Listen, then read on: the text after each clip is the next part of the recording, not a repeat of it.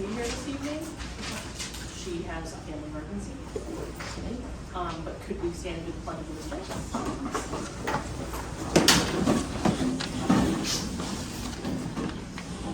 Allegiance to the flag of the United States of America and to the republic for which it stands, one nation, under God, indivisible, with liberty and justice for all.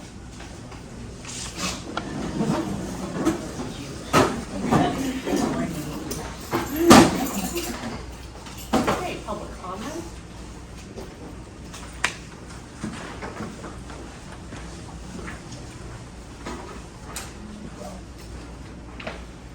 My name is Richard Valencia. I live at 89 Hall Road.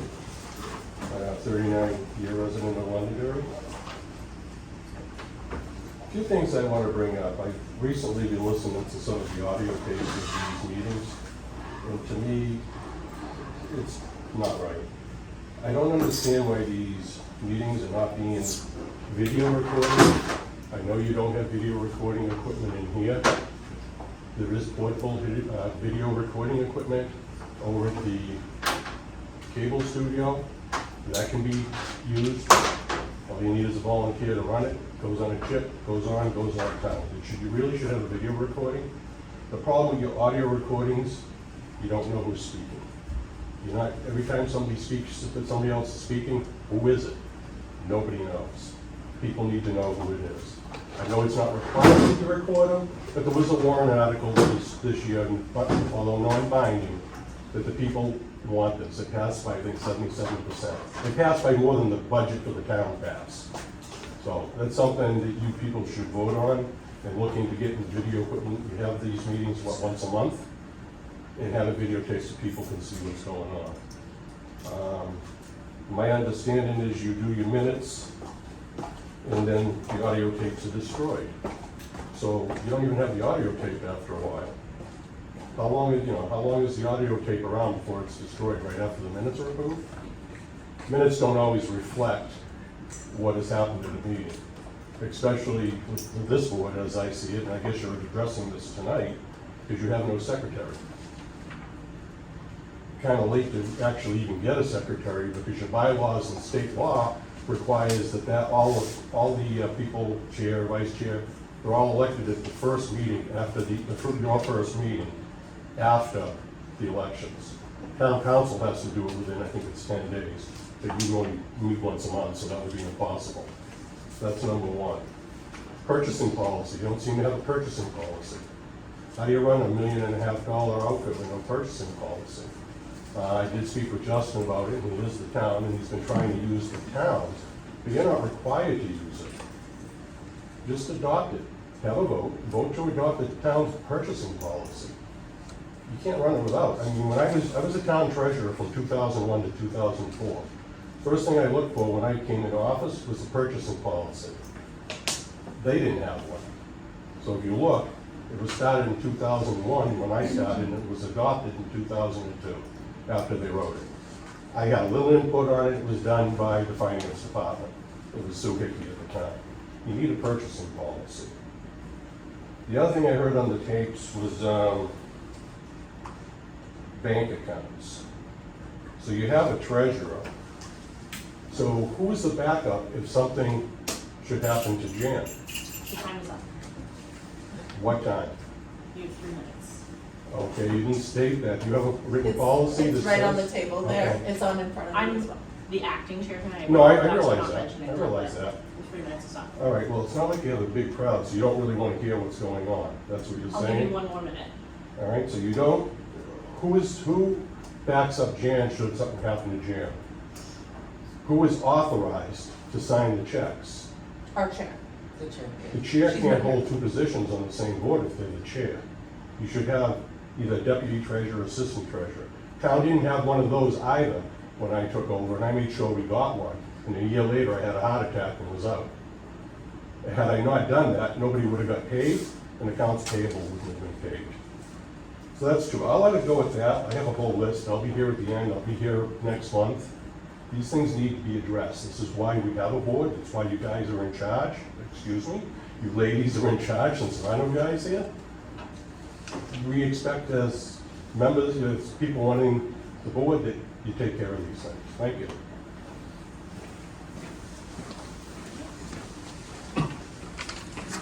Beth Morocco. I wanted to thank you again for everybody that's here. I know you put in really long hours, and I really appreciate every month your commitment to support our library. And as an advocate, teacher, parent, and someone who really cherishes this space and the directorship that we have, and I've lived here for, I don't know, 23 years. I know what we used to have, and I know what we have now, and I'm just really pleading with everyone as community members to really recognize what Erin and her team are doing here, really taking that to heart, knowing budget season's coming, and we can be prepared, because their job is to find a hole and to, ask people to reduce the budget. That's their job.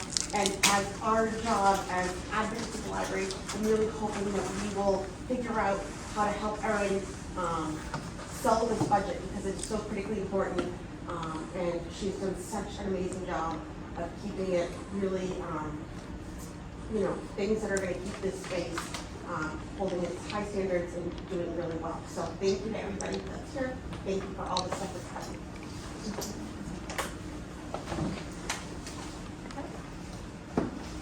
It was a late one last time. Okay, secretary's report?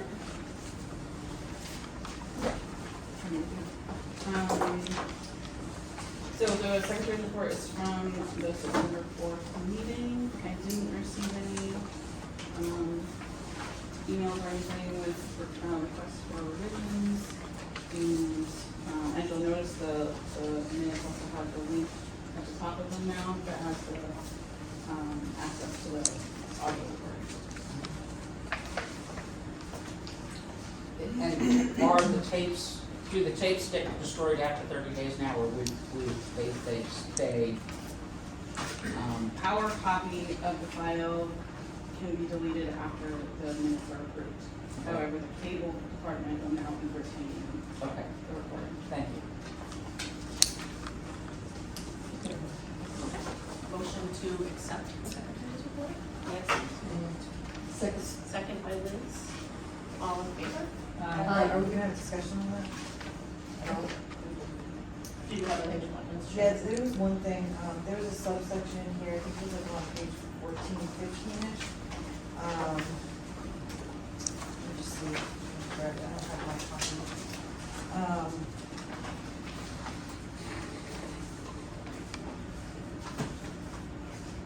So under the budget subcommittee, I just wanted to eliminate paragraph 3 because I didn't think it was pertinent to the trustee meeting.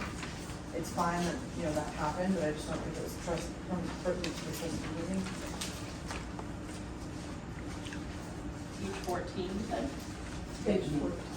It's under budget subcommittee paragraph. report, the third paragraph.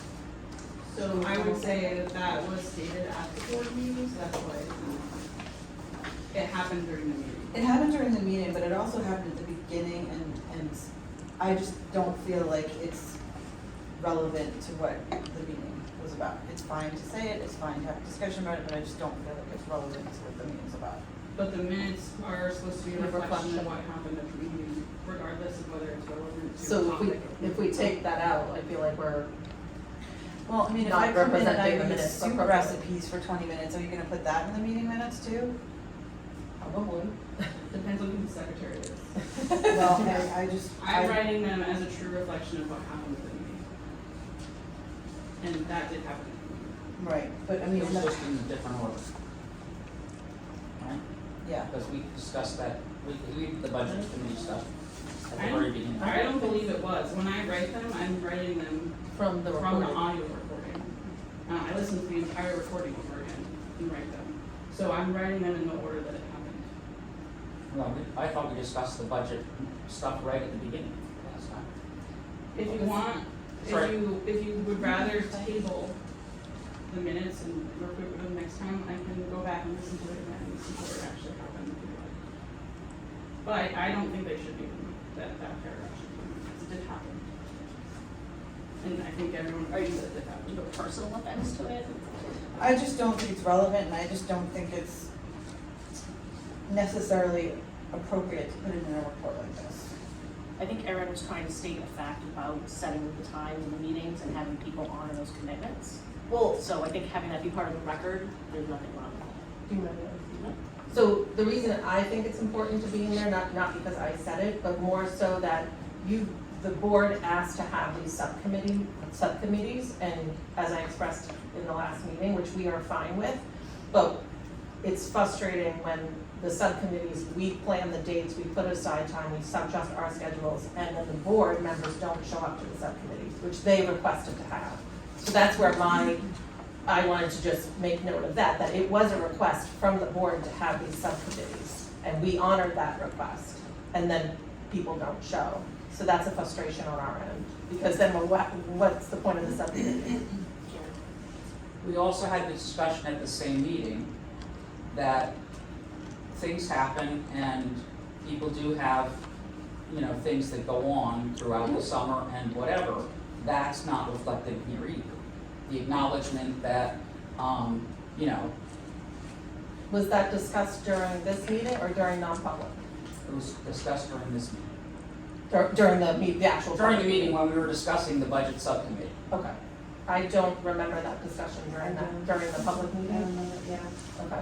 But, I mean, we can certainly adjust the minutes to And I reflect that. apologize for not having come because of my moving. And I totally understand life happens. It's just, it was a number of times, so that's where the frustration comes. And the fact that with the budget, we're on a tight schedule. And so that's where the frustration, I think, for us comes to be able to be prepared for the budget to be presented to the town. I believe that as this is a true depiction of the minutes of the meeting, it should say what was said in the meeting. When are you gonna start filtering and who's gonna make that decision of what should we put in and what shouldn't we? If you got a minute to a meeting, it should be very clear, this is what was stated. Everyone should understand that whatever they say is going to go on record. And there's certainly nothing wrong with your addressing your frustration to us. You need to share that with us. If we're not stepping up, we need to step up, I mean, we're here to assist you to have a great organization. But I don't think that anyone should be, the person deciding what was important and what wasn't important. I guess to Jan's point, if you're commenting that you're only including what was mentioned at the meeting, then the comments that Jan was referring to should be included in there as well. Well, we can certainly listen back to the recording and make sure that. Yeah, those and that comments are can be in there. added in. Yeah, and we can certainly add those in. I have no problem with that. I'd like to make the point that as we move toward video recording, there isn't going to be any editing. Yeah. So this is really a moot point. Wouldn't you agree? Yes. Right. So If this is we are this going is to a vote on video recording. right, but that's what I'm saying. So as we have meetings that are recorded, then they're not certainly going to be edited, and people will have every opportunity to see what is discussed. Right. So I think that this, excuse me, I'm not done. Sorry. This is a reflection of what was said at that meeting, just as when we have video recordings, when someone hits play on an actual meeting, there will be no edits. Right, and I understand that. Like I said, I was just commenting to Jan's point of if you're gonna include one, if you're gonna make the comment to include a specific one comment, then you should I include the agree. others. So if you would like, are you requesting that they go back and make that adjustment? It's up to Jan and Maura, they brought it up. Well, that would I have to think be- it should. That would have to be a vote. So I guess that if, in fairness, that I'm going to suggest that we review that, Donna review the minutes of the meeting, okay, from that meeting. And if there is something that was accidentally overlooked, then they should be included into a revised meeting. If that's a Yeah. motion, I'll Can you say- second. That's yeah. the motion. That's a motion, I'll second it. Okay. So suggested by Liz, seconded by Nancy. Any discussion? And I don't wanna put the onus on Donna to have to go back and listen to it. I mean, I'm happy to, if it's available online, right?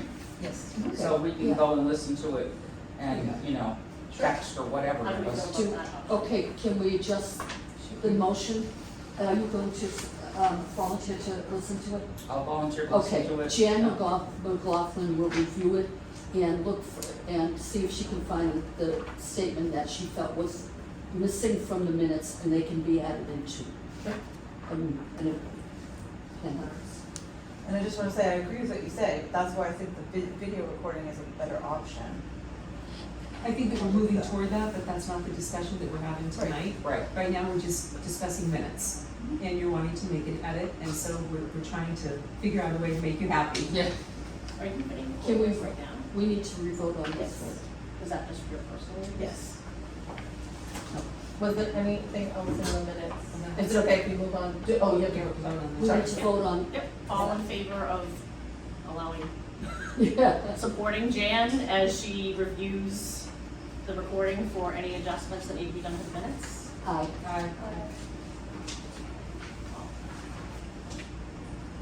Was there anything else in the minutes? Anything else from the secretary's report that we want to add? It was a long one.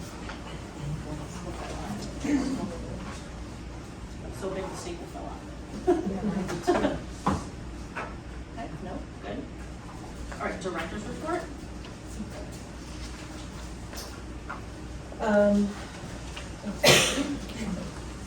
So thank you to the town IT department, they installed the screen that's up there behind you.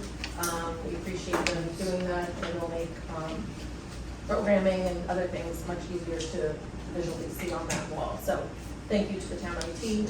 I also want to thank you to the DPW department for putting together the 2 picnic tables that are out back for our patrons and staff to use. We had light bulbs replaced in the building. Thank you to Maria, who's actually in the audience tonight, for planting those mums that are out front. They're blooming beautifully. And we had a couple of visits from DPW for a broken toilet handle. They also hung a plaque. There's artwork in study room A. And the plaque is next to it, so thanking the artist for that. And we have a new leak in the front entryway. Dave is aware of it. It is a different leak than the one before, from what we understand. So we're keeping an eye on it. We did have it was like after a heavy rain, so we're working with him to try to figure out where it's coming from. And then we did replace, thank you to Kirsten for letting us know that there were some chairs available at Town Hall. So we did replace some of our work desk chairs with those. And so some of the staff is very happy with their new newish chairs. And then we did have Northeast Record Retention come, and we filled 5 bins, which are the large trash can type bins, full of documents to shred after the new retention policy was approved at the last meeting. So we were able to clean out some of the old documents, and they picked them up today. We also had our 5th semi-annual puzzle exchange on the 23rd. We collected 416 puzzles, 35 patrons signed up, donated puzzles, and we had 26 patrons attended. So I feel like was another successful event. Patrons are always very happy to have that. Any leftover puzzles were put out for the public for free. We had quite a few left over, and I think upstairs was only 3 left. Yeah. So Good sign. popular for that too. Everybody's thinking about the winter. Yeah, so thank you to the friends also. They did a lot of volunteering to manage the puzzle swap. They signed up for time slots and stuff like that, so we appreciate them for doing that. Members of the friends. And then I apologize, the news and programs was not in my report, but it is attached. It is in the documents, the next packet over, so it doesn't look like it normally looks in my report, but everything, I would just copy and paste it and move it over. So everything is there. And then just as far as some meetings and trainings, I just wanted to point out a couple of them. I met with Denise Van Zanten. I said that right. She's the Manchester City Library Director. GMILK says when you're a new member of GMILK, or in the past if you've been a new member, you are assigned a mentor. She is my mentor, so I am able to use her, of course anybody on GMILK, but her for guidance or questions or anything like that. So it's been great to have that kind of extra person. And then obviously attended a number of meetings. I just wanted to also point out we hosted a tour for the town budget committee. They came over on the 19th, give them a tour of the library, and then they used this space after the tour to finish their meeting. It was great to share some of our services and things that we're doing with them. I enjoyed speaking to them, and I know some of them I think are new to the committee, so that was nice. We also attended on the 21st the annual Senior Expo, me and my head of reference, Matt, at the Londonderry Middle School. That is a great event. I cannot speak highly enough about that event. The Senior Resource Committee does a great job organizing that, along with police and fire, who also chip in. We were talking literally all day. I think we sat down for like 5 minutes. We connected with a lot of people, and it was great. And they had a lot of vendors there this year. So I think that was a great experience, and I hope they continue to do it, because I think it's made a big difference. And then, Don and I met with Justin and Mike, the town manager, on the 27th, and we talked about the audit, specifically how the auditors would like us to hand over or give them copies of our treasury reports and our bank statements. So we will comply, obviously. So we will be giving those to Justin related to audit, so that you can comply to that. And then I'd like to acknowledge Laura, who is our full-time library technician. And I apologize, I did not acknowledge her in August, but she's been with us 15 years. Wow. So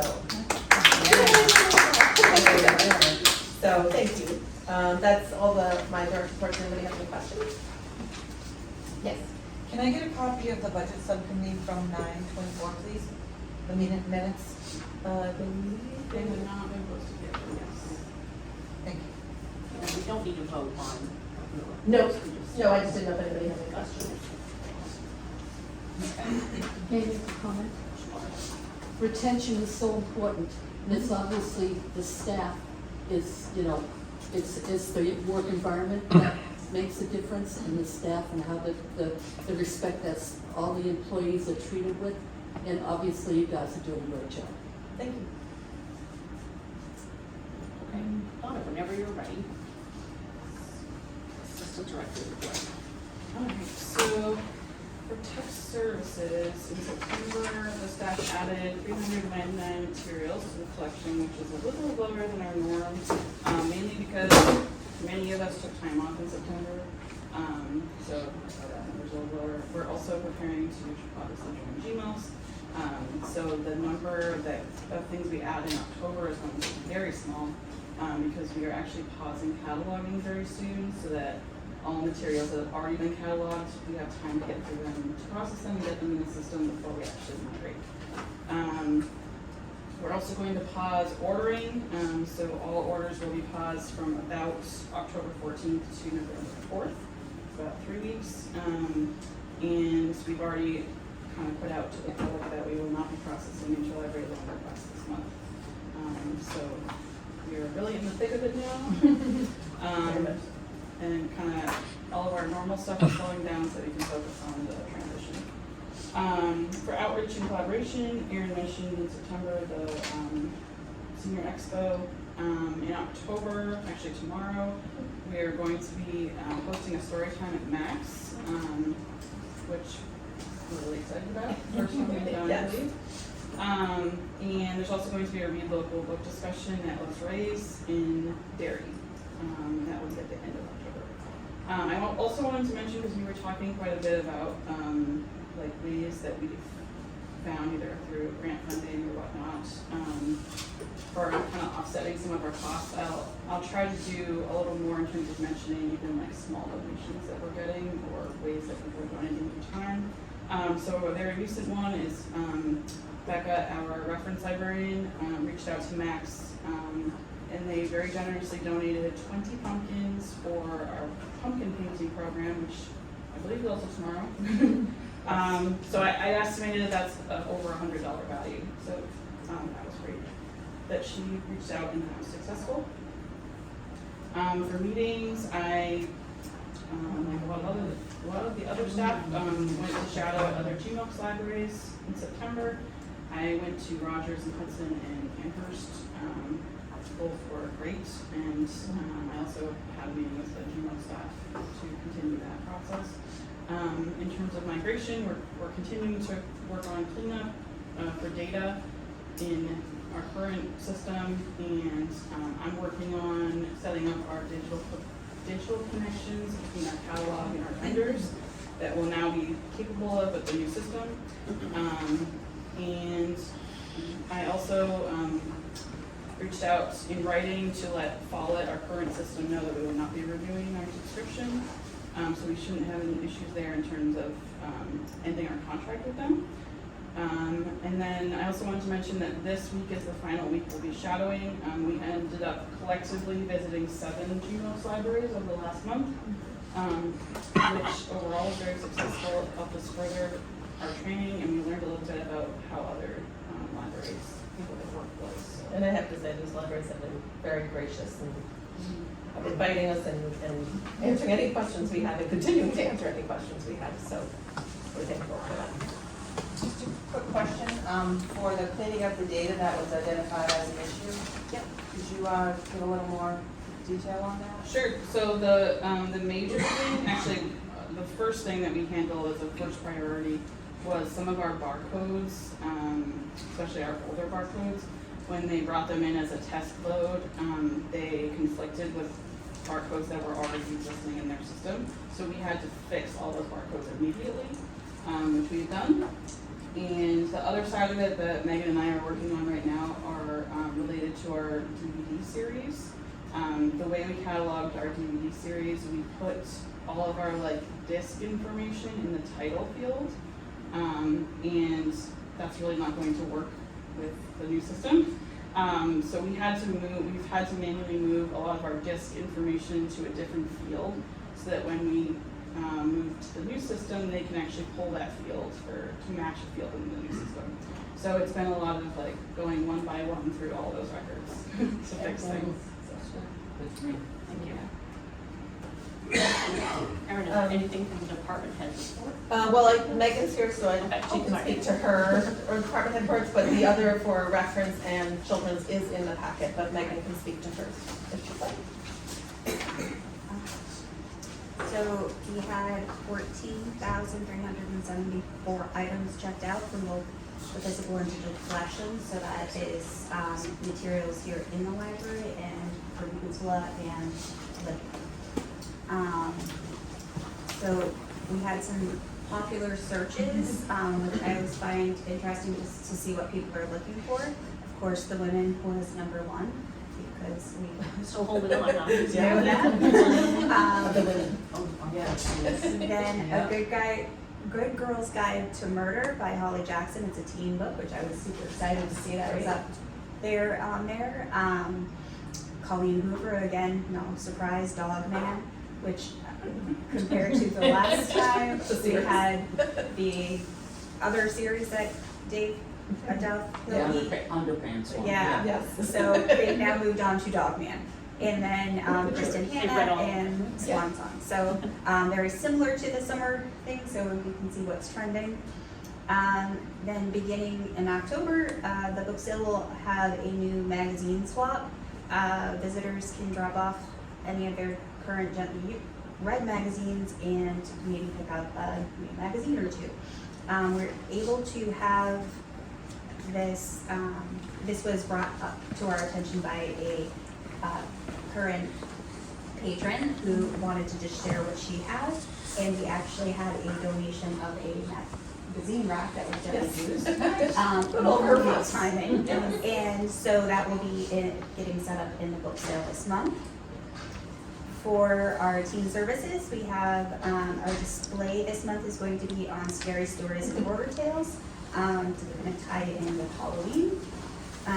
So some of the featured titles are Fear, it's a 13 Stories of Suspense, and then Silver Eyes by Scott Hawthorne, which is one of the Five Nights at Freddy's books, which are also becoming really popular with kids. As you can see, I did include some pictures just so you can see the kids in action. We are seeing a lot of kids after school, doing a variety of things, studying, hanging out, completing the puzzle. and then a couple of activities going on in the meeting room here. I did want to point out that for the Coding Club and Maker Lab, it's a 2-hour block that they can kind of do whatever they'd like, either coding or crafting or other things, and we'll be working on collaborative projects throughout the year. And the collaborative project for September was a scarecrow, and together they decided what they wanted to do for a theme, and designed the scarecrow. It is at Max Apples. I put it up today. It's based on the book Wicked by Gregory Maguire, and they painted the pumpkin, and it came out so cute. So that is at Max Apples, so I encourage you all to go and see it, and they were really excited to do that. Nathan, do we have some kind of guidelines on the magazine swap? I mean, what if someone brings in a 5-year-old magazine, it's not current information or anything? So, no, we're just trying it out just to Okay. see how much interest there is in this. It'll be during book sale hours, so that hopefully it kind of stops people from bringing in a lot of donations of magazines, but we do encourage it to be current, gently used. So if it's something that's still usable, depending on the title, and we'll kind of see how it goes. It's Yeah. gonna be a trial basis. Maybe Yeah. a cooking magazine though, might be, a cooking magazine may still have good recipes. A lot of times the or- magazines are good too for like projects, so people can cut things out of them, so Yes, if it's yeah. not, like if it's on the older side but in great condition, we might still put it out there, because a lot of times people do use the magazines to cut out, and like you said, cooking or things like that. Bird and whatever. Right, Yeah, are so always popular, so, something like that never is outdated. right, so Well, we'll certain manage like that. People National magazine or Geographic. things like that. Yeah, God. We'll keep So an as eye long on as it. you have the discretionary ability to, if no one's gonna take out a 5-year-old magazine from people, because these people are not married to the same people anymore. I think on a weekly basis, I You know probably people. want to get rid of Even the it. same people. Yeah, so we can kind of take a look and kind of see how it goes and Yeah. see what's Oh, there yeah, and and what that's, isn't, and it's all fun. free. It's just, going to be Yeah. located in the book sale, just because I thought that was the most appropriate spot. We don't Sounds really have a great. lot of space upstairs, so, it's kind of a wait and see how it's gonna work. Yeah. Yes. I was gonna say, if that has some teeth to it, you could try doing some comic book swaps too, because if you had old comic books, there'd be people who'd be thrilled, there'd be little kids who'd be absolutely thrilled. They'd like that. And that never goes out of That's a style. great idea, I haven't read a comic book in years, that'd be awesome. Well, it seems like all the kids are reading Yeah. books, right? But- Yeah. Anything old is new again. Yes. So the question I have is there, are there things from the, library's collection that we either go through or don't keep long enough or whatever in the magazine world? I don't know how long you keep magazines that we have or whatever, but is there some that also could be funneled into this? Maybe. We have, we keep them for 6 to 12 months, depending on frequency and space that we have. And then we do have 10 patrons at last count that request specific copies of old magazines and newspapers that before they are discarded, we do give the opportunity. A lot of them take them for art projects, for children, for like for counseling. There's seniors. They give them to retired people in different places. They all kind of use them as they see fit. And so it's a way for us to, like, they have a second life essentially. So we don't actually have that many that don't go to, that are already claimed. Okay. And we do get a lot of interest in like storyboards and things like that. So sometimes we have that. So if we just don't have a lot that would be considered, but we will keep that in I was just gonna say, if there's some that are, coming off to the end of their life, Yeah, it would be another place to for sure, be able yeah. to get them out to somebody. absolutely, Eventually. so it will take that into consideration as well, seeing what I have for space. in that plan. I know in the past meeting, I don't remember which one specifically, there was someone that was donating their time to kind of redo or reorganize the teen section. Was there anything that's happened with that since then? Yeah, so, it was Liz Luan, and she is donating her time to help us. She's a commercial interior designer, and we are, communicating just to see source materials, like how much would it cost if for getting the carpet replaced and reorganizing, potentially getting the, new furniture and making sure everything's cohesive. We don't have any final numbers on that, but it's just with the intent of applying for a grant for that, space. And, she helped us out with like a couple of ideas of where to get chairs and tables and things like that. So she's offering. There's a lot of connections. Yeah, so, so she's offering her services, like whatever we need for that for free, for us to have, kind of give her connections to help us save on costs and make sure everything looks cohesive. So it would be, the overall project, I think, is going to be more than just the teen section, but that's really where we started, was kind of look and see what it would cost. So we don't have any final ideas yet for that, but she is working on it. I would give her a copy of the library plans so she can kind of get a CAD file for that, because there currently is not one in existence. Yeah, So it wasn't, I'm sorry, it wasn't necessarily for like the teens' user experience, it was more for furnishings and carpeting them? Right, which was for the In user the teen experience. area. It's to reconfigure the teen space for somewhere for them to be able to come and be more comfortable instead of just, there's no space for them that's dedicated just for them. So they kind of, they sit over by the computers or over by the chess set or off to the side, and the furniture is old and we have, it's not as comfortable, so this would be more dynamic seating. So the idea would be that there would be dedicated study spaces that is built for the teens, and then multi-level seating so that they can hang out and have collaborative space in a way that it contains them into where their books and materials would be.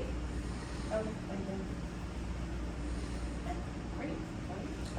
I just have a question, about the teen space. So, where are you talking about using for the location? The area that currently is by where the bulletin board is? Yeah, so the teen section currently occupies like a U shape with the table we have for the collaboration where the puzzle is. It would also include the space on the other side. As we are adjusting and shifting things around, part of the larger project is removing one of the shelving units that was housing the reference collection so that it's easier to access the computers. I don't know if you've been there, that first computer gets a little tight if somebody's working there. So to create just a better access, we were gonna be moving that shelf, so we'll be putting it perpendicular to what's there in between the two side-by-side bays of music to kind of create that section, so it's a pseudo wall, so it's not a wall, make an opening there, but that will extend the teen section. By doing that, we're going to be moving the paperbacks and the graphic novels onto the back side of that, and on the side facing the teen section, we'll be able to bring all of the teen nonfiction books collection into their own section, so they're not interfiled with the adult nonfiction, which is sometimes tough for them to look through and find. So that part is not going to really cost us any money, just the shifting around, but it's to have something that they can have that is more teen friendly for seating and collaborative space. And just, when you mentioned that about the books,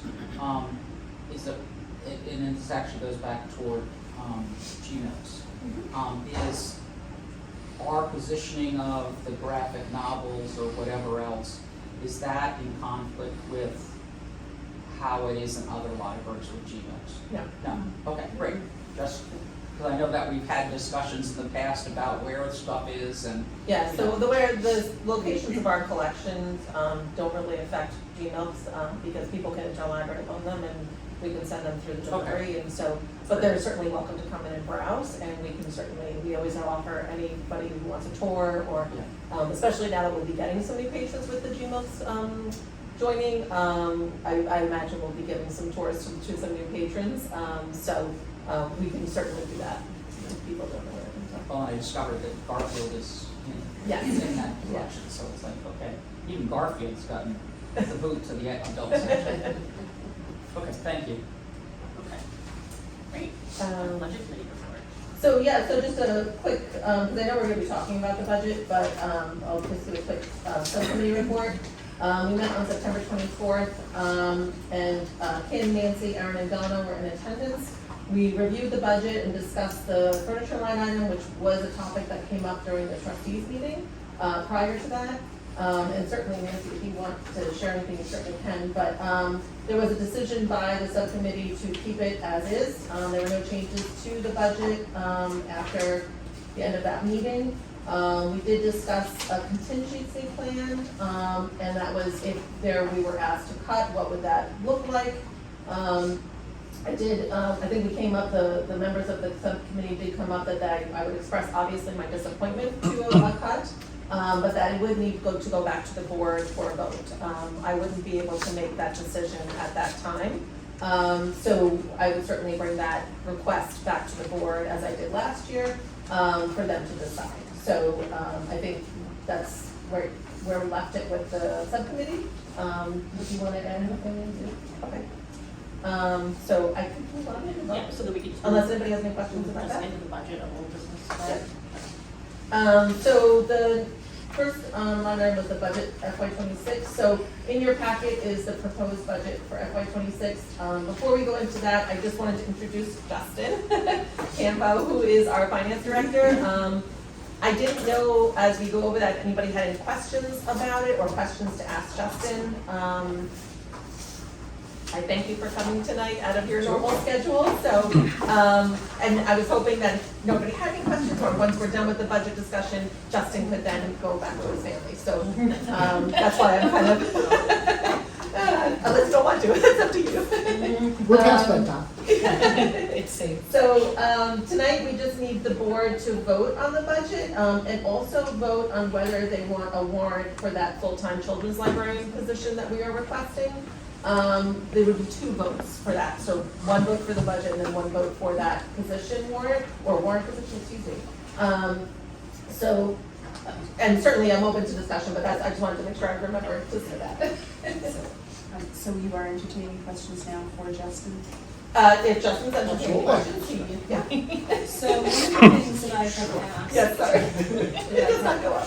One of the things that I had asked was our line item for legal expenses. And so we actually have never had any money in this particular account, but certainly as the library incurs more and more 91A complaints, we are compelled certainly to seek legal counsel. And I wanted to know if you could offer up any guidance to us. Is that a reasonable figure? Is that too much? You know, Sorry. is it too little? It's red. Yeah. Okay.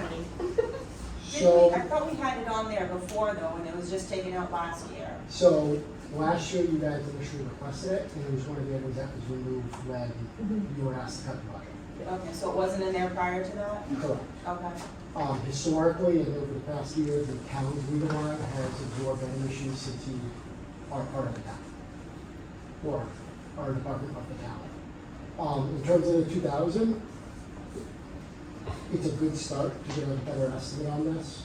When reviewing our legal invoices, if our lawyer by chance talks to Aaron about one thing, and then in the same day we'll talk to Mike, it'll be in the same category of Right. 1.2 hours for lawyer A, Right. discuss with Aaron XYZ, discuss with Mike ABC.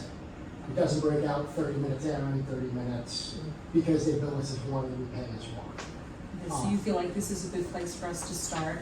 It is, I mean, including all the combinations, you're looking between about 4 and 5 is where you were at last year. Really? But 4 and that's 5 also, thousand? yes. Yeah. But that's also, like I said, including any conversations that occurred with the town that they put into one category. In the town paid, I'm sorry, in the town paid for that? Correct. Okay. So like every time we consult with the attorney, like when we were reviewing our personnel policy, we get billed for that? No, the town town gets did. billed for The that. town, okay, Yeah. okay. But it would reference the library. or- It would either reference each library or the individual each library they spoke with. So I have a question in regards to that. So are other departments also designating funds for, The only other one that does is the sewer fund, which acts as an enterprise fund separate from the town's general fund. okay. So if we had included in our budget, the town would just continue paying it for the library? Correct. Okay. My question is, okay, it's already being covered by the town. If we now request money in our budget, then will the town back down and say, okay, but that's all you're getting, 2,000. You're not gonna get any other advice after that. You know what I mean? It could bite you. And that line That would be up terrible. If what we're looking at is now $4,000 to $5,000, and we're asking for 2, Right. I think there's a little risk value there. Dawn. I just wanted to share too that the board does also have the right to find its own lawyer, separate from the town. And if the board ever wanted to do that, then they would need the budget to pay for it. Of course. Then what uses the different? It would be very expensive probably too. So I'm not sure that, as a board, that we would want to, you know, Well, if we had a claim against the town, we would well, have I to. guess so. Yeah. Yeah, then we would have to. Yeah, that one. You're not wrong, I wouldn't pay for you guys to sue us. Yeah. So would you advise us to take that out if the town is paying our bill? That's a decision for you guys, especially based on that reason comment. But, I mean, you guys are in a unique situation with the library where I treat you as though you were just another large department. You guys, as you are well aware, have the RSAs to essentially tell me, too bad, we're doing it this way. So that's where the conflict comes in. I'm not able to answer that question. I guess the best way to Well, put it. that's helpful. I personally am a little bit uncomfortable with, you know, breaking new ground here. Sure. Because I think that, you know, at first we're saying, oh, we're covering our liability. No, what we're doing is probably creating more liability. Well, certainly it's the board's decision if they want to Well, keep I'm that. perfectly comfortable taking that line item out. I just couldn't understand why we didn't have anything in it Right. when we were consulting with the attorney, you know, and sort of being billed, but not understanding that the town pays for our bill. Thank you. We appreciate that, yeah. Now understanding that they're covering our bills For that. for that. So just to be clear, do we compensate you for that? Like, do you take that out of library funds to cover that? That is taken out of the legal department's budget. So it's strictly town money? Yes. Yes. Okay. Okay. Well, then, we wanna take that out, then we can, do we need a motion to take that out?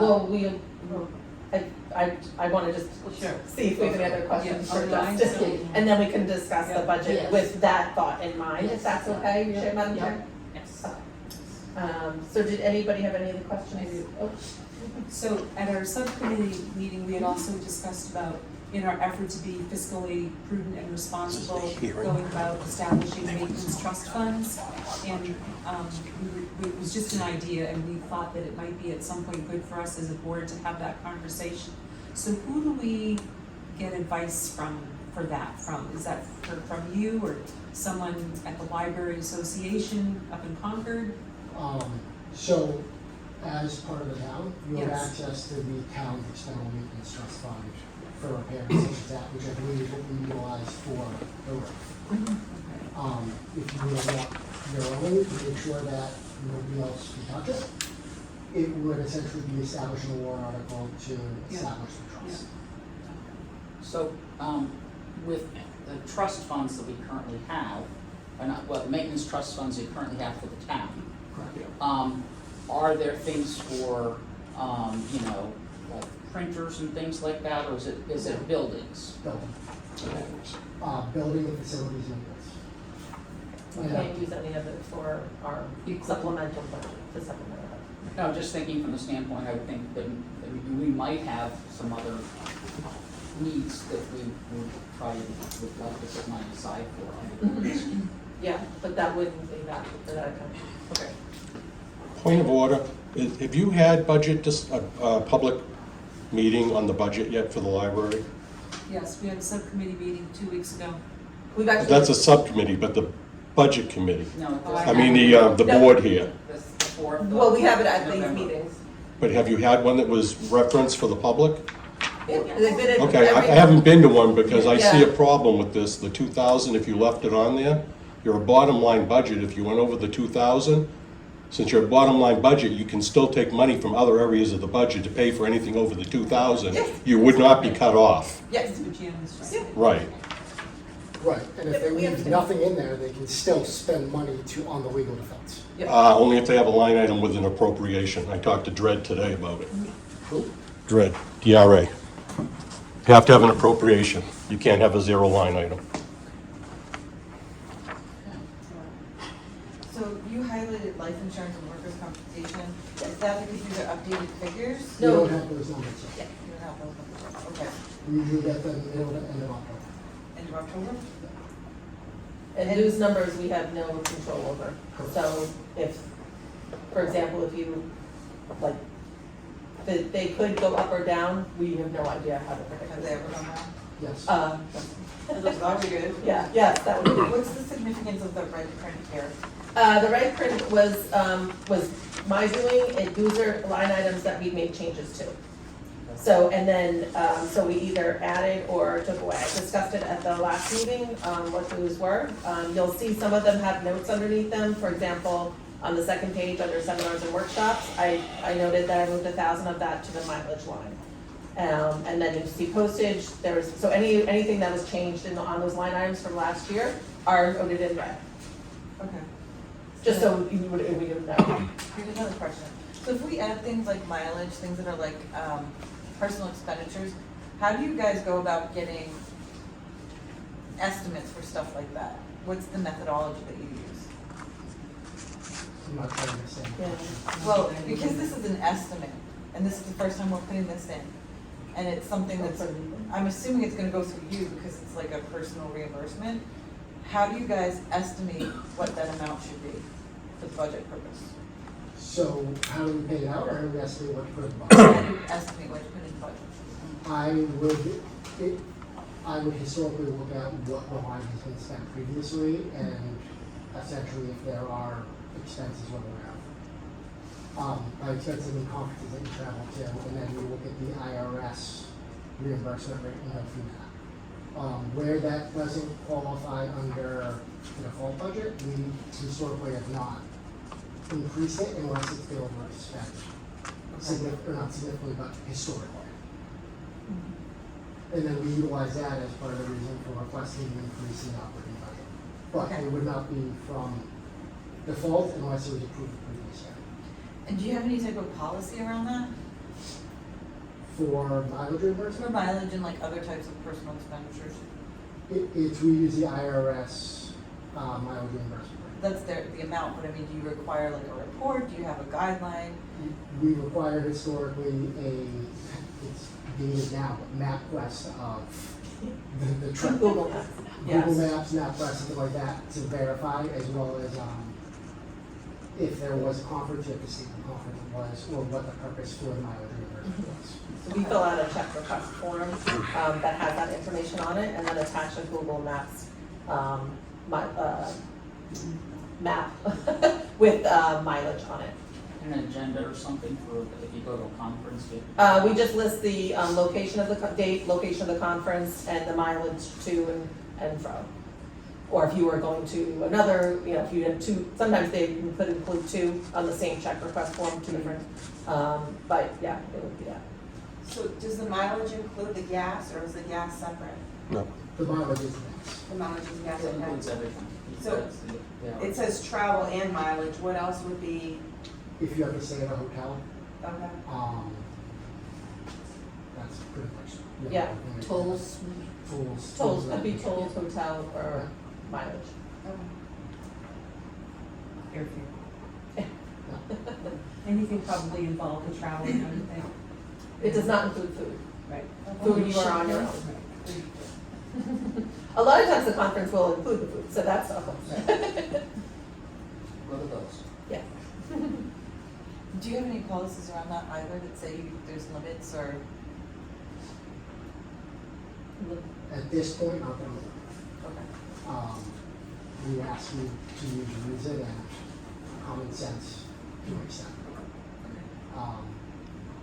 And essentially, if you don't, you have to answer to me being very unhappy with the fact that you did it and taking away your credit card as well as various other things. I feel it's inappropriate. And then, and in the end, if any of my staff do go to any sort of meetings, conferences, or things of that nature, usually I'm aware of it beforehand, and so I can take a look at that budget and say, oh, you know, we just can't afford it. Like, you know, for example, this October is NELA, which is the New England Library Association Conference. We can't go because we're going through the consortium transition, but generally we will look at that and see how many people can go, and that depends on budget, staffing, keeping the library open.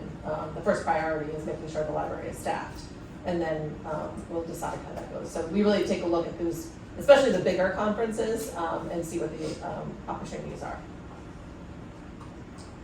I have a question on the maintenance and repairs. Mm-hmm. Building repairs including paint, salt,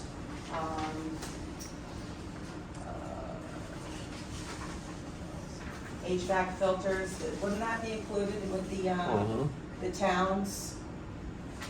External maintenance? Yeah, It could be. We historically use external maintenance for more one-time items, not typical maintenance that should be operating expense. so the town wouldn't salt the sidewalks for the library has Well- to do it by itself? No, the town does it. I don't know why.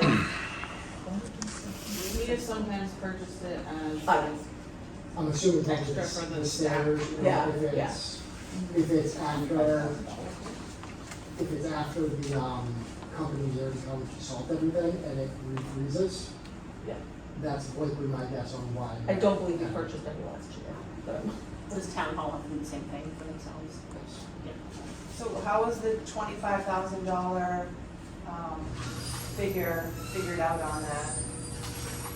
I mean, I know like public copier lease, the fire and alarm monitoring contracts, but how was the rest of the money figured out? so that's like he mentioned, an historic look at what was spent and what is spent in that line. I believe we've gone over in that line, at least since I've been here, so we do need more in that line, but historically, that's where that number comes from. So it says building repairs, it's a town building with the So town. building repairs are mostly like interior. The town handles a lot of the exterior, but if there are repairs like, The toilet handles. toilet handles, yes. Well, DPW did buy us our toilet handles, so I'm very pleased about that, but, if we had to How about the replace. wall for the mural? Repainting the wall for the So, mural? DPW did that too. New Um, window blinds. Yeah, if we had to replace window blinds or a tile on the floor or things like that, we would use our funds for that. Okay. We are very lucky that DPW is very generously help us a lot. And to be honest, that line could be a lot higher, but we have a very talented, very qualified DPW department that has helped us with those small jobs that we wouldn't, like, normally you'd have to call a plumber to replace the toilet hanger. They've been able to do that. So what did we pay last year? For that line item? Yeah. Last year, we Oh, paid you can find it faster. $25,716.08. There you go.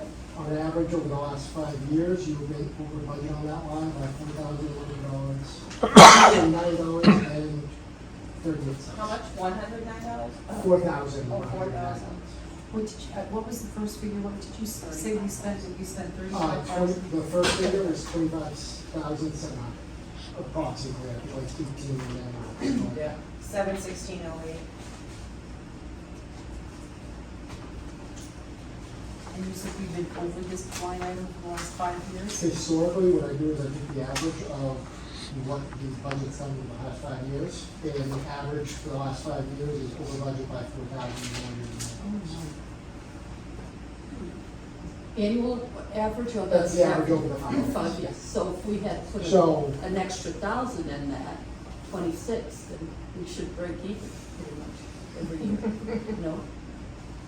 No, because if it was at 26 instead, you would have been over in 22, 23, but under last year. Because 22 and 23 were some of the big years, where it was 12,000 and then 16,000 were over. So you're saying that leave it at 725, it's a pretty good number to stick with? That would be up to you guys. I'd probably recommend increasing it by at least 1,000 since. That's what was my point historically, just now, that's- to increase it by 1,000. But, and I Yeah. just didn't want you to think I'm saying that would Oh, put you no. under. No. It gets you closer Yeah. to what you're spending in that That, line. that's my opinion, if we know we're spending that much every year, then to be, fiscally correct, we should be going for $26,000. So Rather where, than saying, oh, well, we just overspend, type of thing. We need to be financially responsible, Of I course. think. so if, what did you say we had last, but in the budget item last year? What we proposed, was it 25,000 as well? I believe so. Yes. So if we pay the 25,716, where did the 716 get paid from? It's a bottom line budget. Bottom line, So budget, it it's was, somewhere else within your budget. Yep. You underspent general expenses, office supplies, postage, electric services, so one of those So lines. that money can be moved around? It's a It doesn't- bottom line, so yeah. we overspend that one with the assumption that you are gonna underspend that Okay. the money doesn't get moved, it just gets kind of covered by another line. Okay. So, would it be difficult to provide us with what these line items are, for example? Police fire alarm monitoring contract, you know roughly how much that is? For example, how much does it cost us for the annual boiler inspection, sprinkler inspection, et cetera? Because that might be helpful in us crafting this maybe a little more accurately. I don't know, I'm just asking. I mean, we can get you those numbers. We have, yeah, we have those. That's helpful. Right, I agree. understand? Yeah. Yeah. Just for the maintenance line? Yeah, because now that we're hearing we're over this line item for average for the 5 years by $4,000, then that tells me that we're not budgeting appropriately for this line item. one. And I mean, it's one to keep in mind, in 5 years, 2 of them are escalating. 2 of them are what? 2 of the years are escalating the average. Okay, I got it. Because you look at it, and one is 12,000, the other is 16. No, That's gonna spike it significantly. Sure, okay. And it's interesting because those 2 years also include the COVID years, right? 22? It would be July 21 through June 22, and then July 22 through June 23. Is that a good, is it close or Yeah. Interesting. I do believe some of it was after we started the HVAC contract. Because when we first started, we didn't previously have one, and they noticed a lot of issues in the first year. That was very expensive. That had to be taken care of. Yes. And COVID or no COVID, you need your Sure, HVAC of course, system. yeah. So, I mean, that's another one, HVAC contract and maintenance, it would be helpful to know what that figure is. Well, and also, when you opened up, we had to put all the plexiglass up. So you had all the plexiglass and stuff that you didn't have before. Sure. So that was another expense that I'm sure came out of that budget line. I think it came, did it come out of that, or was it the ARPA? I don't know, I know DPW again put a lot of work into making this work, so I don't know what budget. believe they did, What's the one? give us, The ARP money or but whatever. I it don't is. think it was ARPA funds, I do think that we did pay for those, so that might have been because we put those in the 21 to 22. And we did have a significant amount of plexiglass put in compared to other departments, just for our. You have a lot of public places you have to Yeah, interface because of with. our public service. The other point is, I guess, if we added another $1,000 to that, $26,000, unless you dropped the $1,000 somewhere, we're gonna be asking for more than what was proposed at your subcommittee meeting. So if we're covering ourselves every year with the expenses, and we're not gonna have the high COVID expense years, maybe we should just leave it at 25,000. I don't Because disagree with you, but for me, it would just be helpful to see what these line items kind of, are. oh, yes, You yes. know, and then we can make maybe a more informed decision. Because, I mean, you're right, if 25,000 is appropriate, then no problem. Yeah, But, if it looks like we're gonna be over it or right up against it again, then we might want to Justin's point, go up a little bit. And I mean, looking at this, the budget actuals, 21, we were 8,000 under, and that was COVID. Mhm. Essentially, July through December, we were Got it, shut yeah, down. yeah. Outside of that, in 2020, where it's again half a year, but you were $300 under, and then last year you were 700 over. So you're in the right ballpark, if that makes sense. Well, that's good to What's know. the date of the budget presentation, the second? November 2nd. It's before our next November. Right. So So- we need to. We either need to make a decision tonight, or we need to meet again, which is extremely short. Schedule-wise. What happens if we don't spend all the money? Does it roll over, or does it go, what happens to it? It lapses to the undesignated fund balance. Okay, so it goes to the town? To the undesignated fund balance, yes.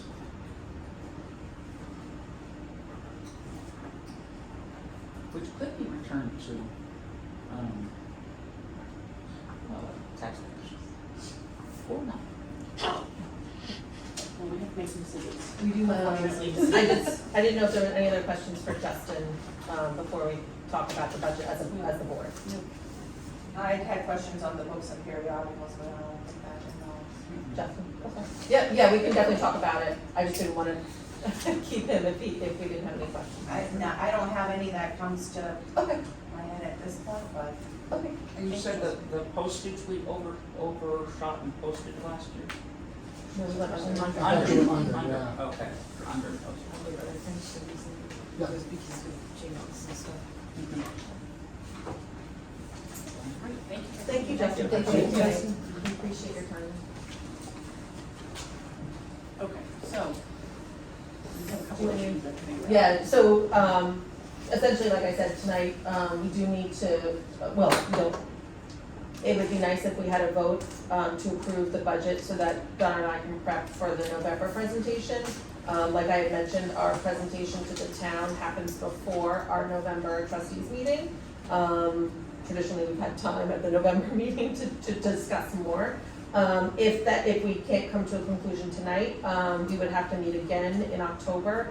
And I believe there was only one date, when we looked at our calendars, that we were available. So, All right, what is the date of the budget presentation? November 2nd is a Saturday. It's a Saturday, that's right. Is that a high school gym? It's at the town hall. Are all those budget sessions done on Saturday? Yes, along with the deliberative. Not the, budget workshop. No, the budget workshop, so, Monday. I think it's town meeting. so can I ask a So, question? on yeah, the of course, books? yeah, so I just wanted to let you know that. So it says 10,000 increase from, FY '25, Where are you? I'm sorry. so the Oh. books and periodicals. So with joining the consortium, wouldn't that increase our, availability of books where we Oh, like wouldn't it's have to being done. replace that? Of course, if you could, yeah. So somewhat, but we still need to have books on our shelves. Like, people are still gonna want the latest and greatest. They're still gonna have a place to read. We also need to provide databases, which we do not get through the consortium membership. We're seeing that the cost of books are rising. Like, for example, buying one large print book right now, the list price is over $40. For one book? Large print. For One large print is over $40 hardcover. Granted, we get a discount, but it's not a significant discount. So those costs are rising and we need to be able to pay them. And costs for databases are also up. We've already decided to cut two. Say databases, what are, Which ones do we have? yeah, like what are? So we have, I can't remember. I US might not major remember all of database. them, but we have A to Z, which is basically our ability to offer patrons assistance with like a phone book essentially. It's access to contact information for individuals, businesses. It also offers some like career assistance. It also offers some business statistical information, so like small businesses could use it to find new people in town, for example. So that one's really helpful, especially for providing reference service. We currently, not for much longer, have Ancestry. We're actually going to put in Ancestry. That is a database that can only be used in the library, which obviously limits a lot of people's ability to access it. We have consumer reports, so that provides direct access to all the information that consumer reports provides to be able to purchase a new refrigerator, for example, and it also provides access to their magazine online. The other one that we are going to be removing this fiscal year is Heritage Quest. It's another genealogy database.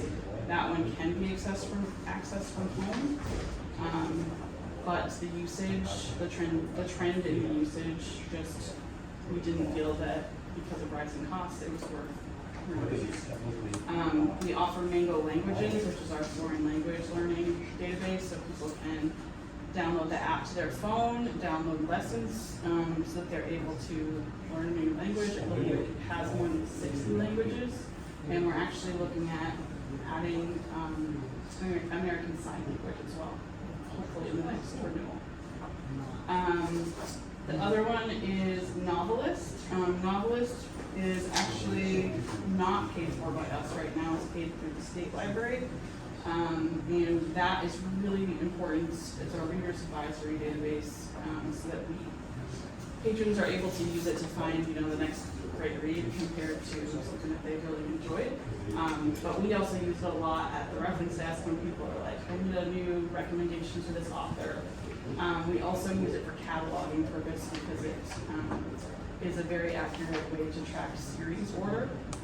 So for all those reasons, but it doesn't currently cost us anything. US Major Dailies is our newspaper database. So there are five big national newspapers that provides access to. Not only the current issue, but potentially dating back to 1980. And those are full text, so Full text. if you need research. And then the last one is Value Line, and that's our investment data.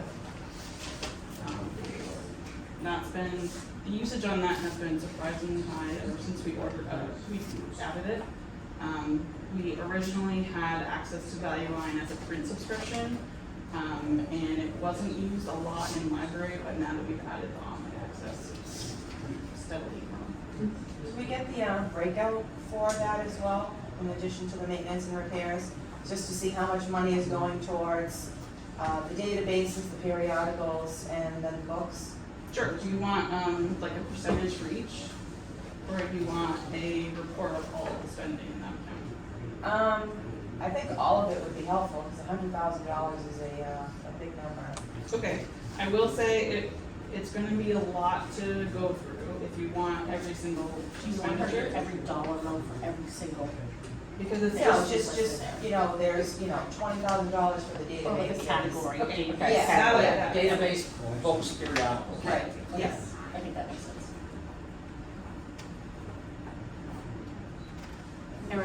the magic October date that you guys are available?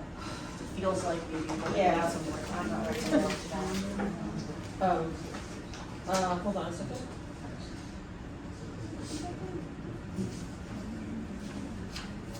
Sometime like a better served. I believe it was, and this has a slight problem, but the one that we came up with was Wednesday, October 23rd.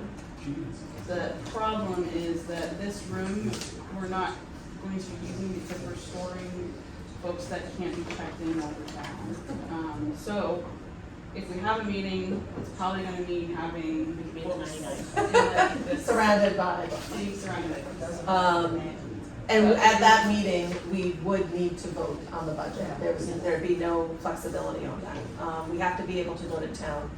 I'm sorry? Oh, the 23rd. We'd have to be able to go to be able to present our budget at our town, the November 2nd. I'm available because I think that we just don't. So we need to guarantee that we're gonna have a quorum. If we don't wanna vote tonight. I have a room for you if you need one. Okay. So if you don't want, if you can't So do it there over are here. no rooms here at all? Well, this room is available, but it's just gonna be full of votes. That's right. Which, It's a library. what we're surrounded with anyways. So pull up a box and we'll. Here we go. Yeah, Laura? I mean, where does the library's things fall in these categories? under books and periodicals. It does fall under books and Yep. periodicals? The library things is under that? Yep. Could you break that out too? Yeah. What- So we actually have an existing document that I think we'll just make you a copy of, that breaks down the spending for every material type, so. That'd be great. Adult fiction, adult nonfiction, yeah. Do you also have any idea of the increases in electric, heating, any of that stuff? Like, does it come from the town or do you guys just guess at Are you talking about utilities? that? Yeah. We do not have idea of those increases.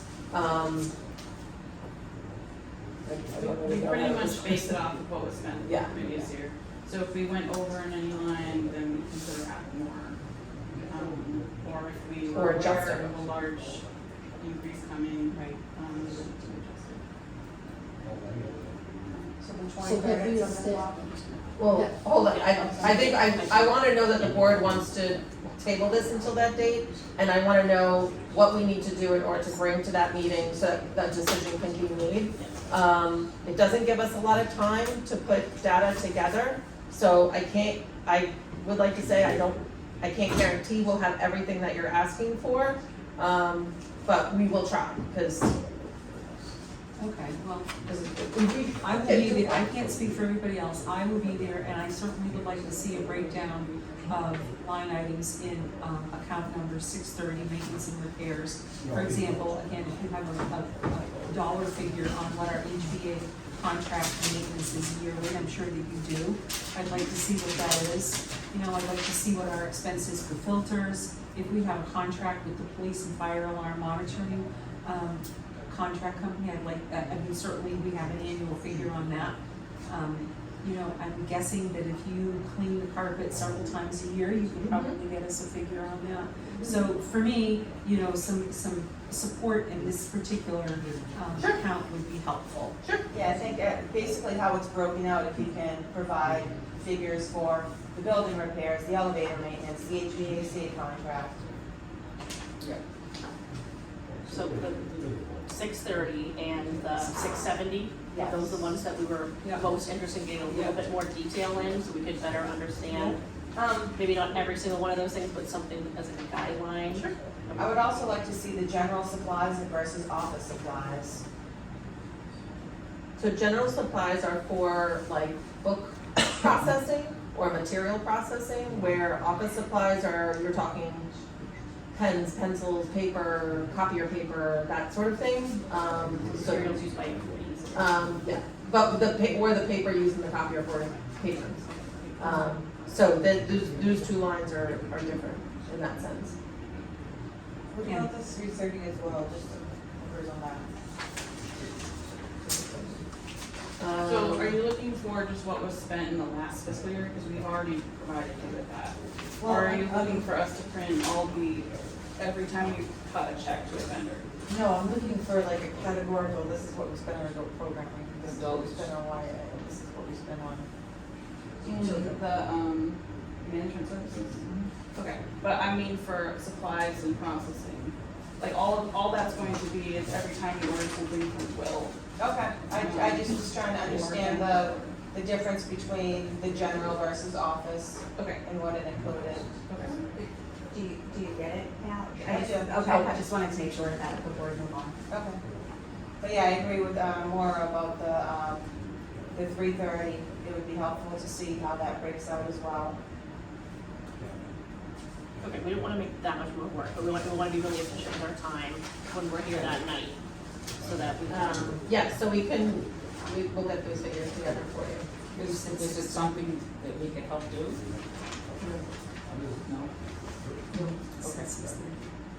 6:30, I believe it was 6:30, I'm sorry, 3:30, 6:30, and, oh, I thought you put the line on. My apologies.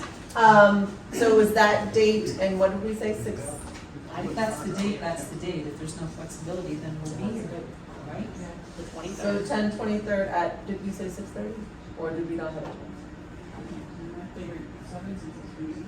Yeah, we can do 7 or 6:30. Can we start at 6:30, That's fine. and hammer this out and get done with it? So that'll be the only item on the agenda for that evening? So just by show of hands, can we see if everybody's gonna be here? 6:30, that's a Wednesday, right? It is a Wednesday. Well, you're asking for these items, so if we're gonna present them for you, Laura, we'd like to have you here. And we really need to have like, okay, otherwise we can't. Well, I mean, I don't either, but I'm plugging this in, so let's get this plugged in so we can all be here. So, I mean, and certainly we'll reach out to Kim and let her know. 6:30 on the 23rd of October. Okay. Can I ask, that, do you want to also table the warrant for the children's librarian position for that night as well? Or do you want to decide on that tonight and then? I personally would prefer to defer it. Okay, I just want to make sure because those are the two items that we had, so I want to make sure. Expenses that one. Yep. Okay. That's a good point. Is it possible to, get these breakouts before the meeting so we have time to look at it? So we're not looking at it with fresh eyes the night of in case we have any more questions?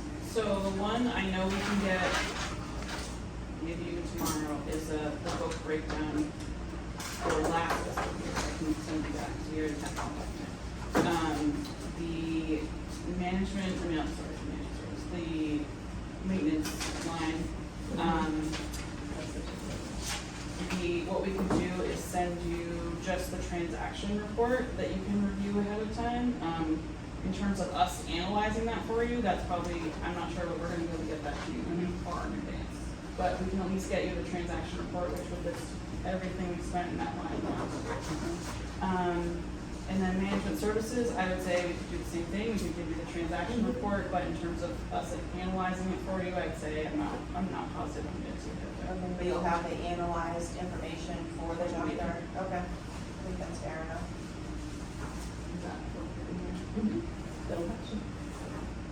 Well, if we can get the transaction stuff, the sooner we get it, the sooner we can do it again.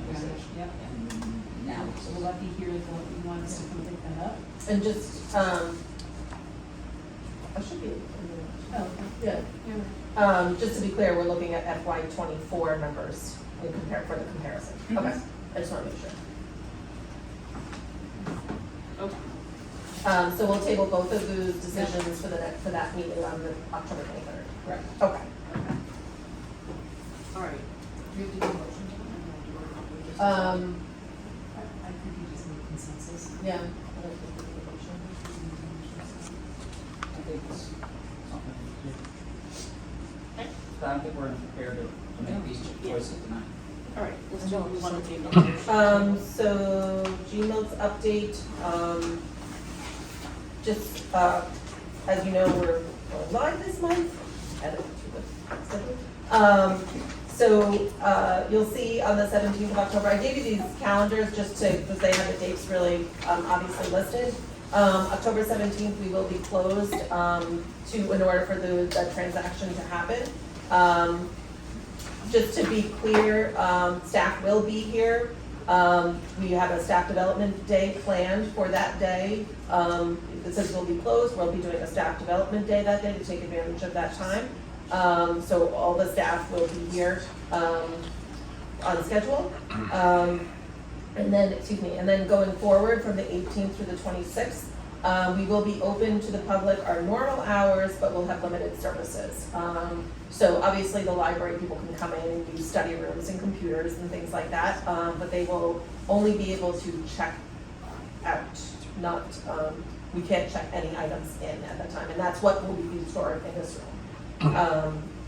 We will have notary services, obviously, if those kind of things available, but in relation to the catalog, we will not have anything. So we also won't be able to do requests, if people want to request items at that time. Yes? So on these dates, I know that there was an issue with there was an issue expressed about the library being closed on Old Home Days, by some town folks. So, will this be signed on the outside of the doors Of for the course. 17th and the We 18th have, by 26th? There'll be a, some kind of a thing saying, here's the story, or up ahead of time, maybe it'll have something out, reminder on these dates. so we have it on our online calendar. We also have a flyer with GMIL's information stating that we'll be closed that day, and obviously the other dates listed. So we have that, and there will be signage on the door as well. We've been really diligent about communicating to patrons as they check out or as we interact with them, letting them know, because we know it's a change, it's different. Right. But we're thankful that it's only one day that will be closed to the public. So we will do our best to communicate that. Thank you, just because I know that it just, we hear about it and then, people are standing at the door or whatever saying, wait, where are they? I need my fix of whatever. It was also in the newspaper too, so I thought it was. On that day, do you need any help from the trustees on the day that it's closed? No, thank you. That's more of the staff development. We'll be doing some trainings. We're actually going to do a visit to the Manchester City Library, get a tour of that library as a staff, so that'll be good. So there's not much happening on that day as far as like what we have to do, I guess. It's going to be happening a lot behind the scenes. Yes. And that's partially why we can't do any of the services related to the other days. That seems to be the same purpose. But thank you very much. Did you have anything else you wanted to add about the GMIL stuff? I covered mostly. I know we talked about Gmails originally. We talked about when in the transition phase that because there was a limited amount of things your staff could do at the same time. We talked about, are there things that we could do during that week time that when you have you guys are already stressed out doing all that stuff.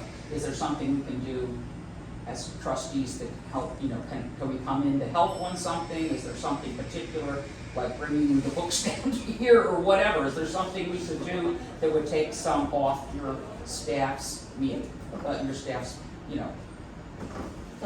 I would say not in the way you're thinking, Okay. but personally, my biggest ask is that you either elect a secretary or pay a secretary.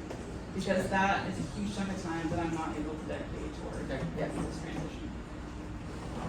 I have to say Donna's dealing a lot with the GMIL's crew and staff with a lot of, it's not as easy as like, oh, just move their data over to the new catalog. Right. There is a lot of other things that have to take place, and she spoke of that a little bit earlier with the DVDs and all of that. Like, there's a lot of transition behind the scenes stuff that patrons will never even know about, that Donna is doing, and also Megan actually with the staff. So, and it's taking up a lot of their time because there's a lot of back and forth, a lot of questions, because if you say to do this, then it affects this, and so forth and so on. and So then you run the report and you see it didn't come out in the right spots. Yeah. so there's a lot of stuff that's happening there, and the end result will be fantastic, but there is a lot of work for the staff prior to that, and also probably after. as we learn those kind of kinks and everything like that. Mhm. So, I would have to advocate for the same thing for the board. Okay. As far as GMOPS, we go live on the 28th, which is a Monday. So that is the first day that we are essentially GMOPS library officially, and you will have access to the new catalog. That's gonna be a good day. But we're excited about this, I did mention, I think the last time, or Megan, you might have mentioned, we mailed out postcards to ask people to come in and update their library card, which is an important part of the process. And we've had so many people come in, which we're very happy that the postcards are working and the mailing is working. But we've had, and I think you can speak, what was the percentage now? Because I got the update yesterday, so I'm sure. So yesterday, Okay. it was 23.8% Of increase in new cards. so, and that's In not only, September yeah. only. That's not only people who have updated their cards, but also I think people getting new cards As well. who received the postcard, because we just say resident at that address, so they could be new members of the community who never got a library card. So it's exciting to see that increase in our library card signups. So we're pretty excited about It's that. been really great because it's family members coming in Yep. to get their new card, and then they're like, well, I didn't, my spouse or my child didn't have a card, so they came too and want to get a card. And I don't know if you've been in to see this, but we had, Erin's been jumping on the desk, the reference department's been jumping in to They're help. very busy. And on Friday alone, I think we had like a good hour where it was just nonstop. Oh, that was his turn. It was funny. I was at Cirque, she was at Reference, and then she helped someone off desk with Reference, and the phone was ringing at Reference, so I ran over there, and then she ran back on Cirque, and we were just doing this circle of, it was really quite funny, but also overwhelming. Because, of course, Fridays are our short staff days, so. So that's right now with our GMOPS update. Like I said, we're really excited to just get on board finally, and I know our patrons are. I encourage you guys to speak to that as you hopefully attend town meetings and support the library budget. This is all part of that, Well, that's finally here. Yeah, I know.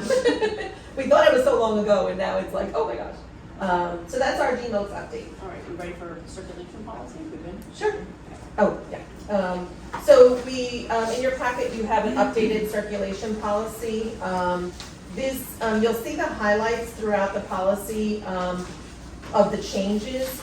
A lot of these changes, and certainly Donna can speak to this well because we worked on it together, are related to us joining GMOPS. So when we joined the consortium, we want to make sure that our policy reflects that change and that change to our patrons, so that they're aware of of the policy as well. You'll see a lot of it mentions GMOPS. The second paragraph there that speaks to the library does not restrict access. That language is exactly from our personnel policy. We want to make sure that it was matched. So I'm not sure if anybody has any questions. Certainly take a moment to take a look at it. Could I request that we put this off to the next scheduled meeting so we have time to actually review it?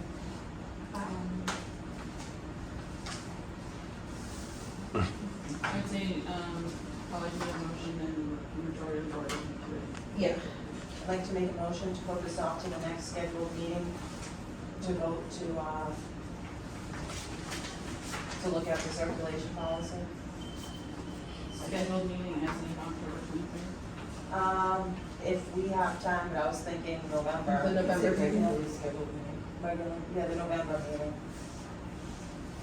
Can I ask one question pertaining to that motion? Should this be approved before we go live with Gmail?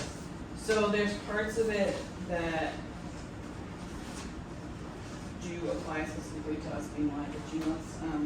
Megan was just pointing out to me that the dates for overdue notices are going to change. Because they have to, the system can't accommodate the way we're doing it now. So that is going to change whether it's in the policy by then or not. It's something you need to do. That's what, I don't want to restrict your doing, you know. And then the Do what you need to change, do. the change to the non-resident fee is a reflection of each service that we're adding by becoming a member of Gmail. So, I mean, that's up to you if you feel that it needs to be prioritized to be in line with when you actually join or not.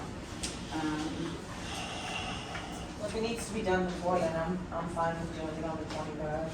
Well, even Well, then, we'll we're gonna be- miss, we're gonna miss the goal, oh no, the 28th is That's goal. before the go live. Yeah, so, So, well, I would suggest if we don't do it, you know, tonight, it should definitely be done on the 23rd, before you go out. I can revise that to the 23rd. I'm okay with this the way it is, so I don't have to have it. And I'm okay the way it is, I don't yeah. have to have this Does revisited. the board wanna take a vote? Yeah, there's a was there, motion. I'm sorry, was there a There second? wasn't a second, yeah. Oh, a second to, so we need a second for the 23rd date. Chrissy, do you want to amend your original motion to put this off till the 23rd? Right, Okay, yes. is there a second? I'll second. All in favor? Aye. Opposed? Okay. So, What's the time? the board needs Yeah. to. The president The discussion has to do we have a president that can be the time?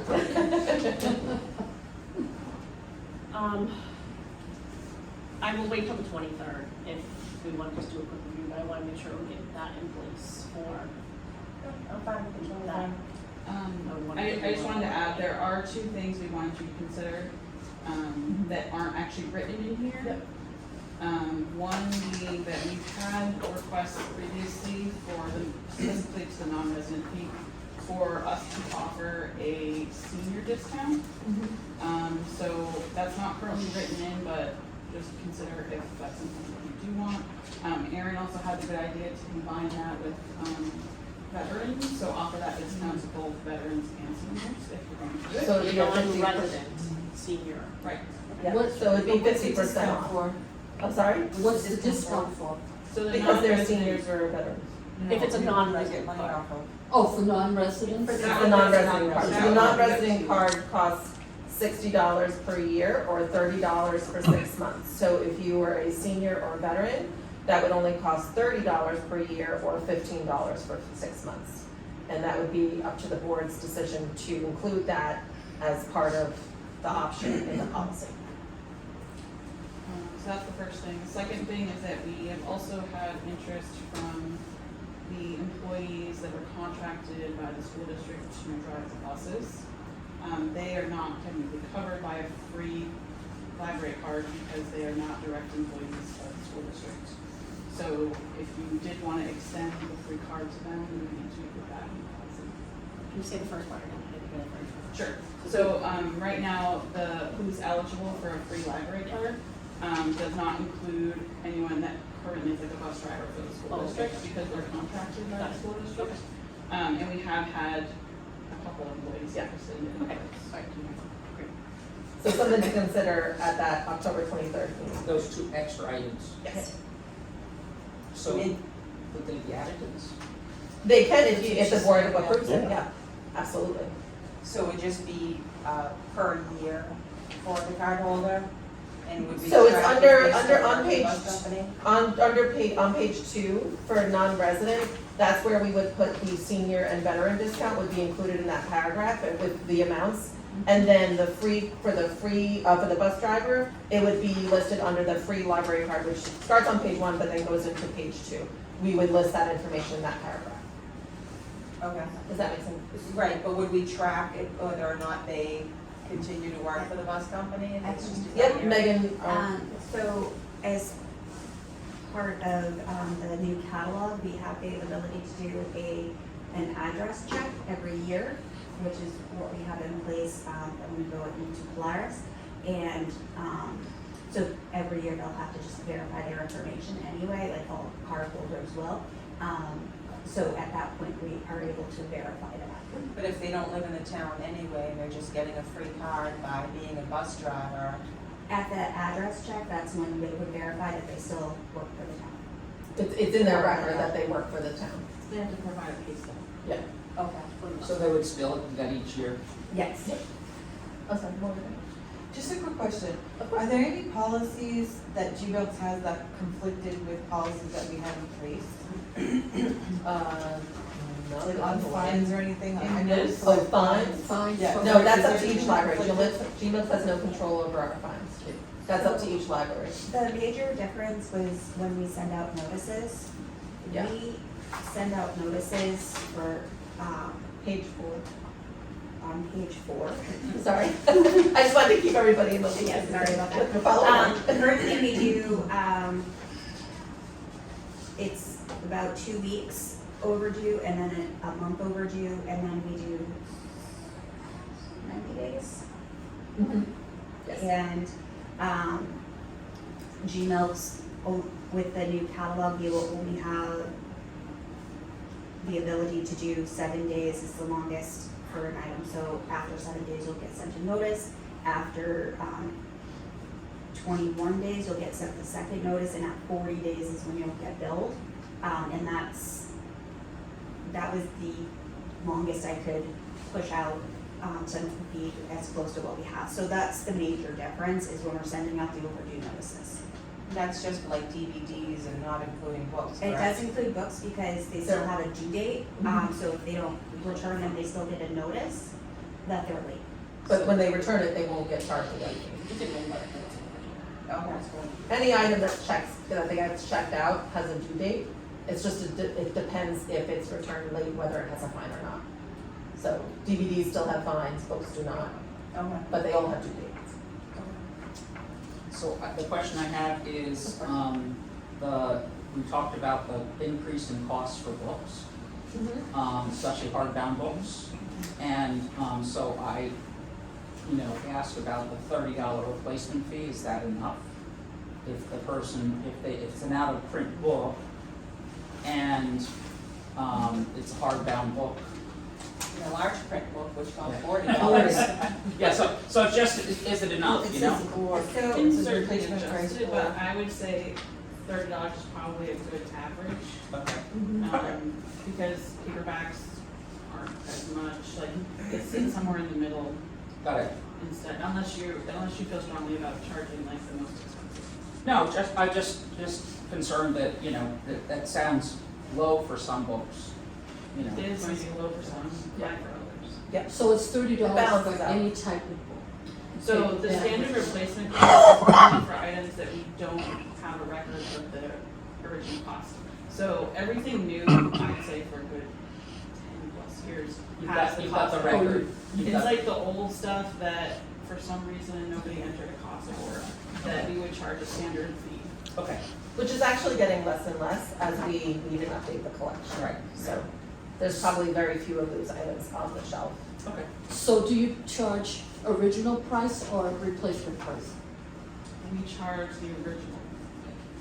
So it is possible that for us to replace it, it would cost more than what the Yeah. patrons paid for it. But we don't have any idea of that cost No. when we create the record and input the book. Right. So, And I have even less time to do it. We also do offer patrons to replace a damaged or lost book with a new copy if they think they can get it at a different price. We do offer that, and they'll be the ones to source it, but it would be a new book, a new condition. So sometimes that patrons want to do And that. it's gonna be hardcover for hardcover. Yes, it has to have the same Yes, ISBN, yes. and it has to be a new Yeah. copy, and then it would be like a full swap Yeah. that way. Okay, do we need to vote again? Yes. Okay. Would you like, are you voting for it now? Or would you like to start again? To vote to, Talk about this. talk about the circulation policy and vote on it, for the next meeting on October 23rd.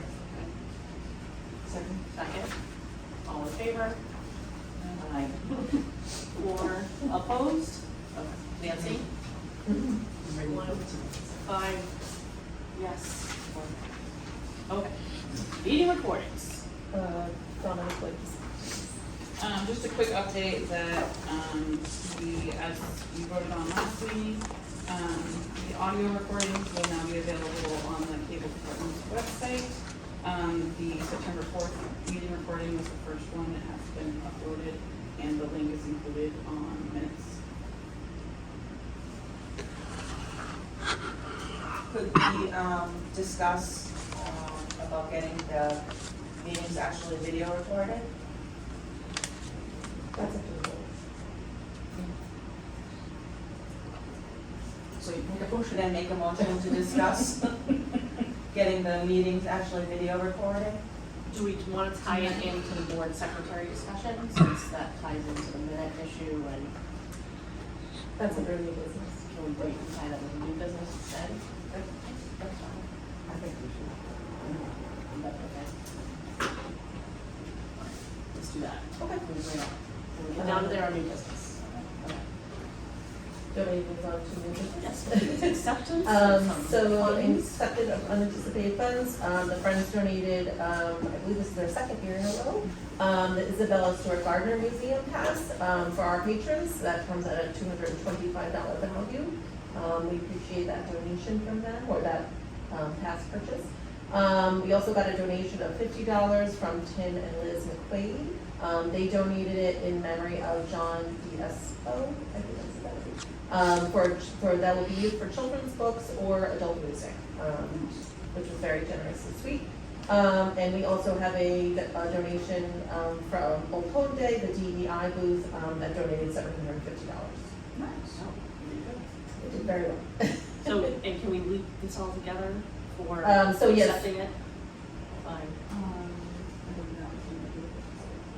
Yes, so that was to my knowledge, and I'm gonna, we have a couple who actually was part of that group. Do you want to speak to that donation?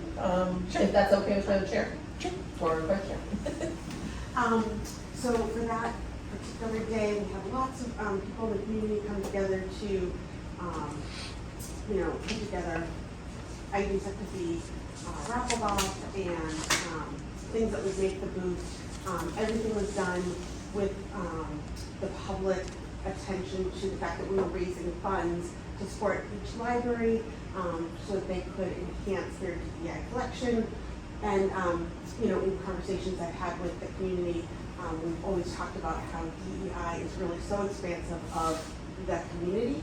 And so there are many, many things that the library does to the needs of its patrons.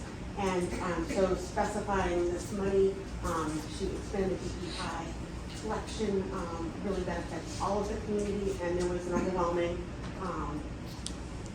drive for people to contribute in large and small ways, and we were so grateful because it was that amount of money that we were able to raise in cash, and then there were many hundreds of dollars that went into creating this whole booth event. So Londonderry patrons are clearly so dedicated to everything we're doing here.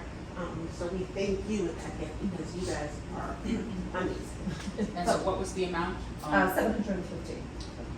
So I would like to say that thank you so much for doing that for the library. We certainly appreciate all donations.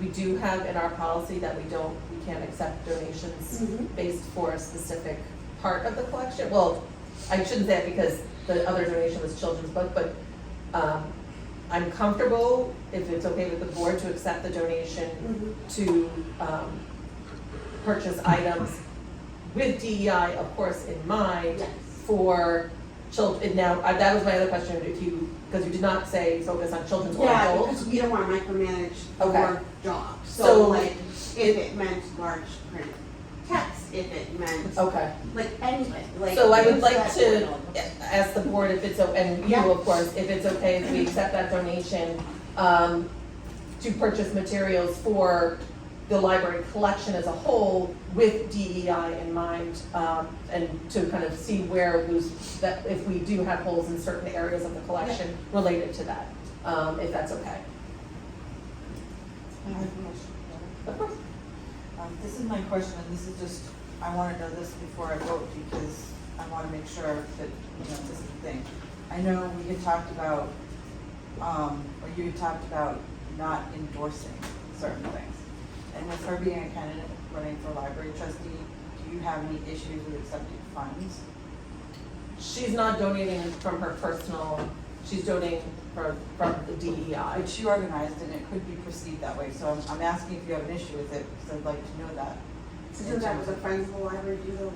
They like, I'm confused. Well, she's not currently running for It's not trustee, mine, so I don't, it's just money that people like it's, in the yeah, community other people offered, donated. and It's not her money. yeah, it's not. So, I mean, that, certainly the You end result is organized up and to it's the under board. your name, and you used your PH to advertise it, so. But wouldn't like people like, I'm confused, because like people raise money for like animal shelters, and I'm a patron of the library, I'm a member of the Friends, like, Okay, I'm then confused. I will say this, that I think there has been a lack of consistency as far as what constitutes an endorsement with fundraising. And I think we need to work on that as a board moving forward. So, yeah, sorry. I personally would be most comfortable if the donation were earmarked not towards a collection, because, it's opening up the door for anybody to wanna donate funds to sway the collection in any direction. I instead would like to look at it more as, if like large print were an area that you're comfortable with putting donations for, that leaves the ability for the staff to still develop the collection as they would normally, but it gives us more funds towards like large print, for just as an example. It could be more broad, like just adult books or children's books. So it's a general donation versus a donation Especially with collection. DEI in Well, mind. and that is really what the policy says, is that we, Right. that's the. which is It what should you would leave room say. for the staff to do their job the way they normally would, Mhm. is mine. It opens the problem with special interest groups. Mhm. And I think there should be plenty of diverse information here in the library, because it's a large section of our population. But by the same token, if that's not being addressed, then we need to talk about that. But to accept funds specifically, then what happens when, I'm a fan of Adolf Hitler, I forget the guy's name, Hitler, and I want $2,000 worth of books on Adolf Hitler, you know what I mean? Am I able to come and speak to that? That's Or- up to I- Sure, I think, yeah, okay, quick. I don't want to muddy the water. I am confused though, because as a trustee, the first item of your list of duties is to support the library's obligation towards diversity, equity, you know, like that kind of thing, and access to things, so. All, It- yeah, to Right, all, so I to think everyone. sometimes people hear diversity, equity, inclusion, they think LGBTQ. And I think that's what we're kind of speaking to here without saying it.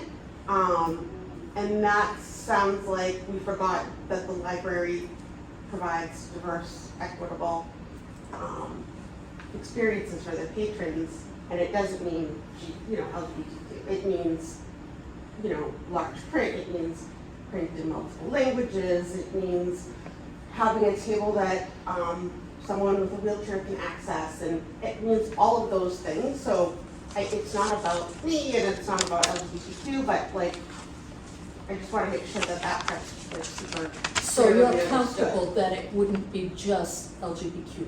Yeah, no, like, it's You- not, your yeah, it's not a expectation. Trojan horse. Your It's expectation. $750 that To the buy town, like, it was Yeah. so open, like, it Yeah. was very public, it was very transparent, help the library, help you, like, help the I think patrons. Donna phrased it really well. In So, terms of how, yeah, Yeah, as a Mhm. professional. It's how the library sees right, fit to use how's it. yeah, Right. it's not So- buying copy paper, it's buying So this, materials so for your just to library. be, oh, sorry, Jen, go ahead. So just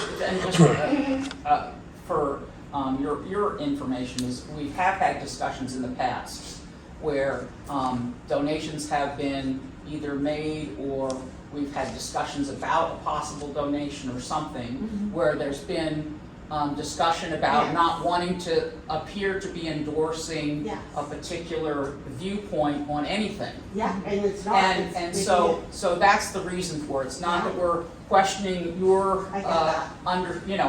the question is just that, we've been trying to make sure that, it's open to everybody, but that the rules are the same for everybody. But literally So- taking Beth Morocco out of the equation, Mhm. the library trustees are guardians of the library's ability to provide a diverse, equitable, and inclusive experience for all the patrons. So literally, I Right. just drop a check off, but it has nothing to do with Beth Yeah. Morocco. It's not me, it's the library being able to buy things. So is I guess the question I have for the board and, is where we would be accepting this, $750 donation, to be used toward the library collection in all, children's, young adult, as the librarians for those collections see fit to use it. Is that how the board would like to? I think Christine just said that. Okay, I just wanna make sure I just wanna make sure I understand, that's how the board wants to Yeah, and accept the I'm donation? gonna ask the library to Okay. pay mine, where the money goes. Okay. Yeah. The community trusts you, like Okay. they said, here's our money. So let's make a motion that says that and outlines these. Nancy, So do you- Nancy, do you- you're so good at all these letters and Oh my numbers. God. That's letters and numbers. Do you want them individually, Should we right? do them individually or can we do them together as one? I'm listing them out. We typically do them all Oh, do you? Okay. Yeah, we typically do it together, but. It's 10:25, right? Okay, so we're doing these, we're not doing them individually, we're doing them together, but you want me to read Yes, them all? That's, Is that what? Sure. All right, Madam Chair, I would make a motion that we accept the unanticipated funds under RSA 202-A:4-C and RSA 202A:4-D. And those unanticipated funds are: Friends donated Isabella Stewart Garden Museum Pass of $225. Tim and Liz McQuaid donated $50 in memory of John DeSoto, did I say that correctly? Okay, for children's book and adult music, and Old Home Day DEI booth donated $750. That's my motion. Second. Don't make Jan, me say. second. All in favor? Aye. and I just would like to say we are thankful and grateful for all the donations that come in, to help support the library's collection or experience for our patrons. We certainly appreciate it. We know people have a choice of where they wanna make those donations, and we're thankful that people think of us, especially, in memory of somebody, or a lot of times we've gotten them, as a new baby, anniversary, things like that. So we appreciate that, and we appreciate the efforts of the community donating, as well. So, thank you. Thank you for that clarification. All right. I missed the vote, was it 6-0? It was 6-0. Okay, thank you. And it looks like we're gonna have to have some summer meetings. Well, that's up to the Time board. for some summer meetings. So the next item on the agenda is a summer board schedule. It was mentioned, I believe, at the last meeting, to potentially think, generally the board does not meet in July and August. We have no meetings during those months. It was brought up at the last meeting to potentially have those meetings during those months. So I just presented this meeting schedule with what those would look like. They're in the highlighted dates, of course, so it would be July 2nd would be added and August 6th would be added, and that would be up to the board. There's always the option of only meeting July and leaving August with no meeting. That's also an option, or keeping it the same way it is. That's certainly up to the board, but I just want to present the dates. And I guess one of the things that, I agree that possibly we should meet there. One of the things that, I know that not this year, not this past summer, but the previous summer, there was a need to get together in July because of what was happening with the budget and needing to make sure that the money was spent, so that we were spending the money instead of them spending the money. So, so that's, because that could happen again, we could get at the end of the budget year. As far as I think, and certainly you can cut me off if you'd like, but I think our take on meeting over the summer is we are fine with it. We do find that the September meeting, because we don't meet for 2 months, is It's really long, overwhelming. yeah. It's long, and it's a lot for us to put together. And, there are times where, in that case, like you mentioned, Jan, that we would like to have, maybe need a vote on something or something like that. And so, to wait to September or to call an emergency meeting is a challenge. So I think from our perspective, and certainly I know it's up to the board, we would be fine with adding those dates. My only concern is, are you going to have a problem with quorum, getting a quorum? Especially you're looking at July 2nd, you're looking at basically, Or you know, July the weekend. July 4th week, you know, type of thing. I'm concerned that, you know, I can't guarantee you that I'm going to be in town those dates, you know what I mean? I totally understand that, and I think you could say that for any meeting. We could Yes, have a risk yeah. of a quorum. That would be something that the board would have to, I guess, manage and deal with at that time. More. It is common, because that's July 4th, to shift it to the week after, which might be better, And certainly we can do that, absolutely. just for that 1 month, since it's not a normally scheduled. It'd be meeting. July 9th. To not- I think that's. So I guess we need a motion to re-add the dates and then adjust the July date from its normal first Wednesday to the second Wednesday. I'll make a motion to include the July, to include a July and August meeting for the board, and to change the July meeting to the second Wednesday due to the conflict with the 4th of July. No, second that. May I ask just for clarification, are you saying going forward or just for 2025? I think for 2025, I think it's one of those things we have to discuss as we go through. Okay, so, motion by Jan, seconded by Liz. All in favor? Aye.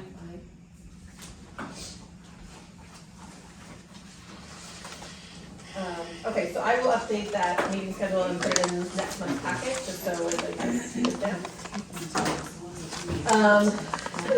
Picnic tables, you'd be happy to know, they have been arrived and they're out back, and again, I wanna thank DPW for putting them together, very appreciative of their skills. I also wanna thank Jan, she had reached out to Kim and I believe, a suggested, vendor, to maybe save some money on the picnic tables, which I explored, and we were able to get 2 picnic tables for under the 2,000, cost that was, approved by the board. The cost came to $1,860.39. I was also able to save $87.90 by finding a promo code online, so that was really cool. And I think they look great. I've sat at them a few times. I know Megan has. We saw some patrons sitting today. I do want to make a note that the reason I think the ones that I was recommending, or the one that I was recommending was some more expensive, was due to the surface of the table was completely flat and solid, where these have holes in them, which is absolutely fine. And actually, after talking to Dave, are much better because of when snow melts, it'll go through and things like Instead that. of So just building up. I appreciate the input from Dave and of course the board's thoughts as well. So they are out there. There is one that's ADA compliant and one that's a regular picnic table. So I encourage everybody to go use them. And next spring, I will look into purchasing umbrellas for them because it is quite sunny out there when the sun is shining. But I encourage the staff to, both patrons and staff to use them, and I thank the board for that partnership. Okay, Veterans Day display update. So Donna and I are both gonna speak to this. Do you wanna go first? Yeah. Okay. So after our meeting last month, in September, I reached out to the Historical Society to see if they might have anything that they could build a display upon for Veterans Day in our display case. And they were very interested and actually applied to use the display case for November. They shared with me that they have an original letter from a Civil War soldier. Oh, that's very Writing to somebody back home, I believe. So they're really happy to display that, and they're putting together some other things to have in the display case that month. Great. So that would be there, that's my part. And then in addition to that, we will have the large name table that's right in the beginning there. That is going to be split for 2 displays. One for the election, we'll be putting up materials related to that. And then the other part will be Veterans Day, so that could include books, movies, books on CD, anything of that nature. So, Awesome. those will be for that. And And I pulling those together? You're right. Then I believe the Children's will also be doing a small display related with coloring sheets and other books as well. They don't have as much space as we do on the adult side, so she'll be doing her best to put those materials out. Oscar can, Thank you. You're welcome. Oscar can have a little sweater. Better than some.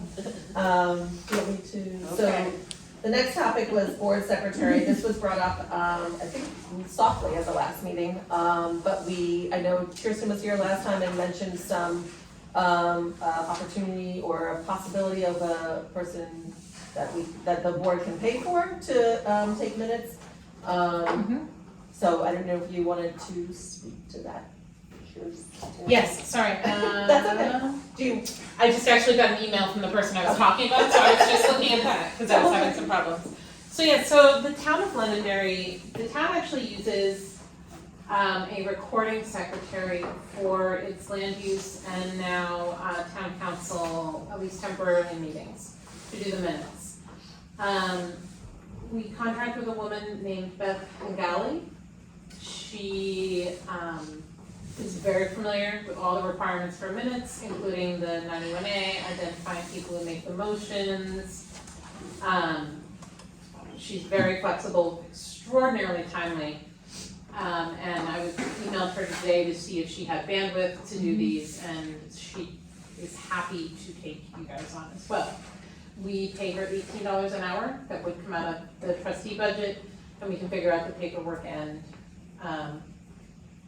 usually, I wanna say conservatively, minutes take 1 to 2 times the length of the meeting to do. At least one time, I would budget in your consideration 2 times the length of the meeting. so just as a question for my, I don't know if the board has any questions, but, so would she be present at the meetings? We would just give her Recording. the recording? And are there any requirements on our end that have to change for her, to be able to get it right? I would say it would be easier if you even just had a video recording, like the camera, is that your camera that you have set up there, or is that? No, is that yours, Richard? Yeah. Even if you did something like that, it would be a little bit easier for her. Okay. She can do it from audio too, you just would have to do voice votes for audio. Okay. And that's probably not a bad idea anyway. Yeah, Yeah. so that would be the trick, is she could do it from audio. Minutes are not meant to be, Donna's minutes are like the best Sure, things yeah. I've ever seen in my entire life. But minutes generally are meant to record the major topics discussed at the meeting and the votes therein. So it could be one of those things where, with the audio recording and the minutes in conjunction, you can go back and reference. So she may have some questions, she'll work with you, she's very good. I've worked with her when Kirby resigned last year. I did one meeting and then she took over for a couple of town council meetings while Cameron was getting up to speed. And actually I stepped in, before that I did land use boards briefly, but it's a lot and it's a lot of work and she nails it. So I know firsthand how difficult these minutes can be, but she. Can you spell her last name for me? Hanggegeli. What's the first name? Beth. Hanggegeli. Yep. For that last time, trying to spell it, it does not turn out the way it was supposed to. The one thing that we always run into with the counselors is motion, so when somebody makes a motion, I encourage the chair to be motion by Nancy, second by Maura, all in favor. Aye, if it's unanimous, you just repeat, vote is unanimous. If it's not, you repeat who voted which way. And then she can record in the minutes how each person voted, if you so desire that. I do think it's a good idea, as Jan's saying too, we should get in the habit of doing that anyways. Yep. You don't always need to have a roll, you can just announce who votes Yeah, it differently. Aaron speaking, or Yeah. is that kind of what you're looking for? I mean, I don't think you need to do that before Okay, every okay. single thing, because again, if you have the audio recording and the minutes coupled, then you have Okay, that record to go back to. okay. And she'll get to know you very well, so, but for the important, the legal details that need to be captured, which is who makes a motion, who seconds it, how people vote, again, it's not a legal requirement for you to have a roll call vote for everything, but Some boards, particularly governing boards, do choose to do that. And then the topics that are discussed, an overview of the topics that are discussed, that's what's legally required in the minutes. But if you go look at any of the land use boards, Conservation Commission, Planning Board, Heritage, or ZBA, she does all of those. ZBA are probably not the best reference point, ZBA minutes are highly specific to their routine, but I would say Conservation Commission and Planning Board would be your best bet. They're two very different systems, but she adapted to both what those boards wanted, so they're even gonna look different. She kept up the pattern of what they expected from the prior recordings. So, I would like to make a motion that we, engage a, person to do the minutes, going forward. I would like us to designate, up to $1,000 out of the trustees fund to pay for that. And if I get a second, I'll explain why $1,000. I'll second it for discussion. You better check state law first. I'll second that for discussion. So the reason for this, the reason that I had come up with the up to $1,000 is that, it was at least twice the length of the meeting. Our meetings usually are a couple of hours, so if it's $18 an hour, a couple of hours, you know, there's gonna be, between $50 and $100 per meeting. And we're talking about potentially 12 meetings. So I took a little bit off the you know, figured $1,000 should help. If needed, we can also, we can still designate someone as a secretary to be the connector person between to the person that's doing the actual minutes. and that is what many of the other boards do, they do designate a secretary, and then the minutes, the secretary looks them over and then officially is the one who presents the minutes. But, the minutes are prepared, and she always writes at the bottom, prepared by Beth Pengelly. She is an employee of the town, so she's an actual employee. So how do the other committees actually handle the payment of that? Is it part of their operating budget or is it? She submits a timesheet, it is part of the operating budget for the planning department, yes, at this point. And the town council, the town council line, the town council, town manager. So if the trustees for the library accepted it, that would come out of the trustees' budget? But we would determine where that comes out of, but I would. Well, I'm imagine- just asking, I guess, before we vote, so I can understand where that money would be coming from, and then is there any type of rules that states what we can spend the trustees' money on? Mhm. The motion is for the trustees account.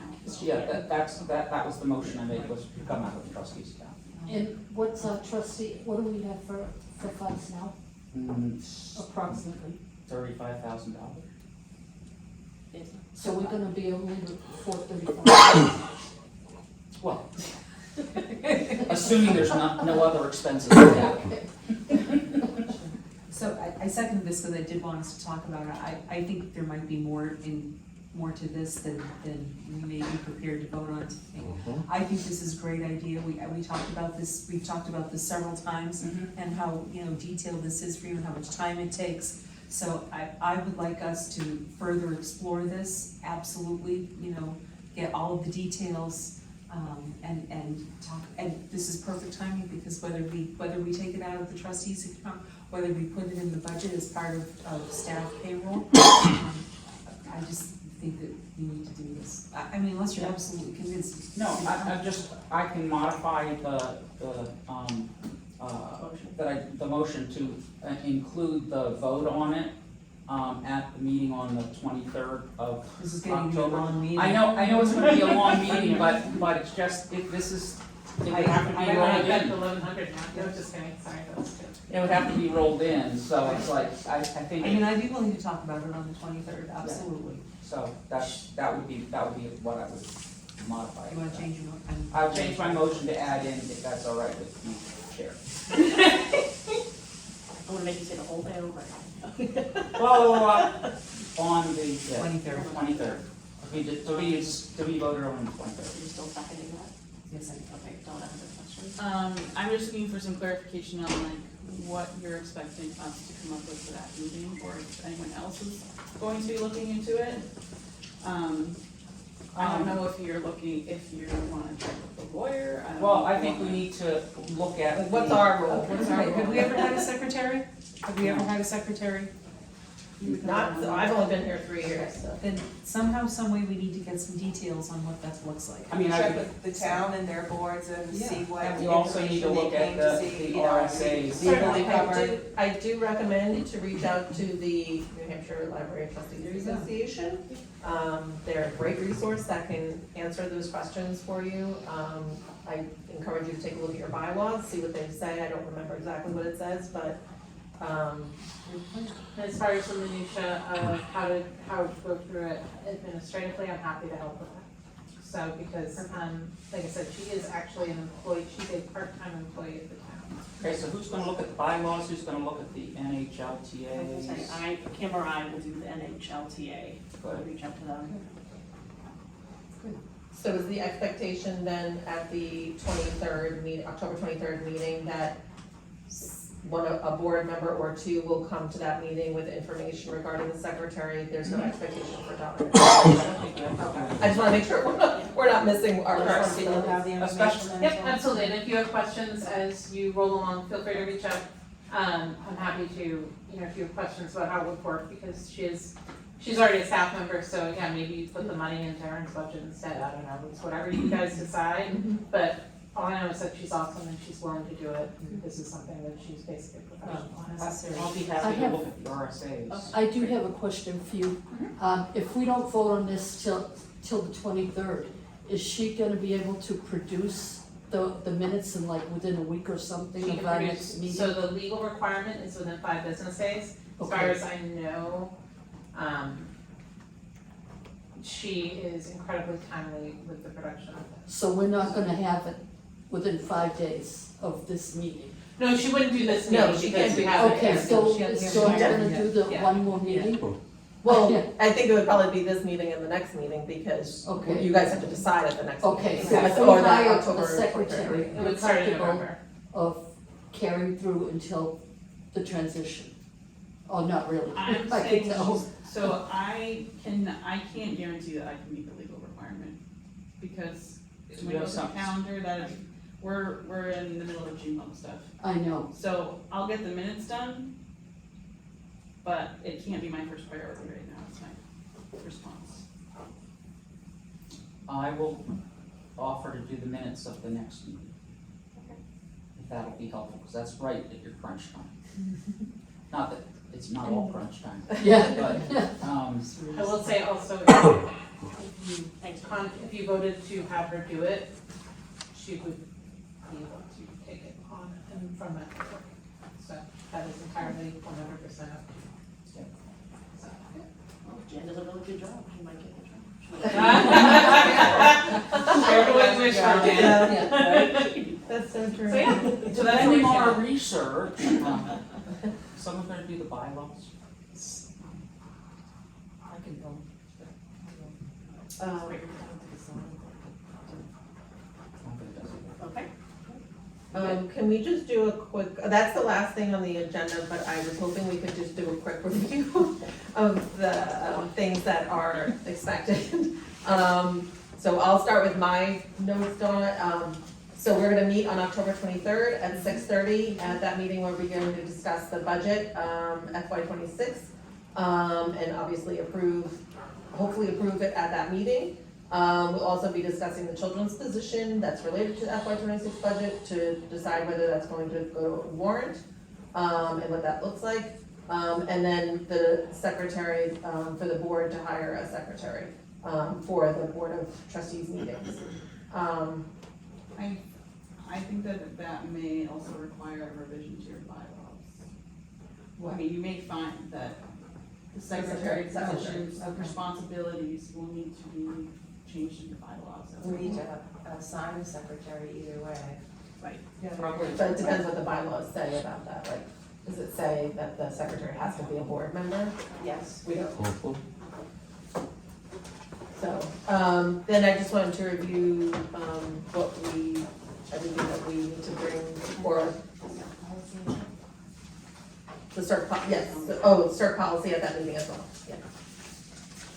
So there's 4 agenda items at that meeting, is that What's correct? the third one, the fourth one? Circulation policy, budget for FY '26, children's position, whether that goes to a warrant or what that looks like, and then the secretary for the board.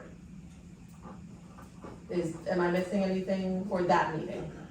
I'm sorry, Maureen. No, not for that meeting. Oh, okay. I just wanna make sure I'm getting that agenda correct. Okay, and that's at 6:30 on 10/23. Okay. And Jan, you will do the minutes for that meeting. Mhm.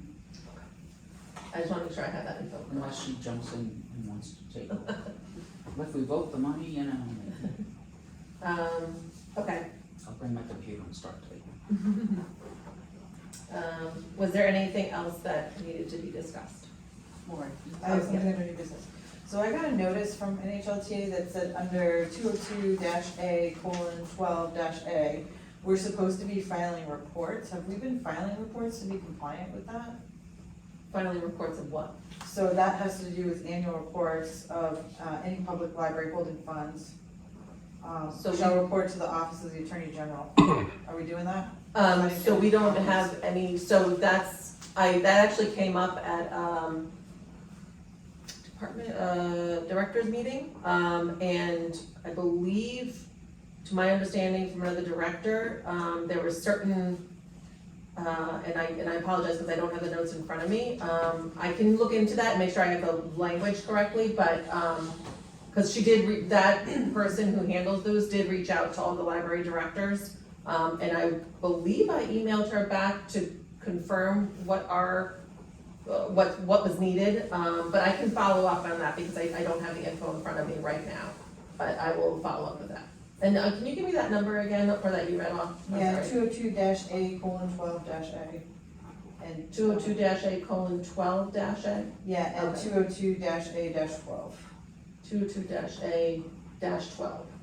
Because I don't recall seeing anything like that, and if we do have stuff like that, I would like to see a copy. We do an annual report every year that goes into the town annual report, and then, that has all of our account information. But if it's something else, I will certainly find out about that, and I'll find my notes. I apologize, I didn't expect it, so I didn't have them with me.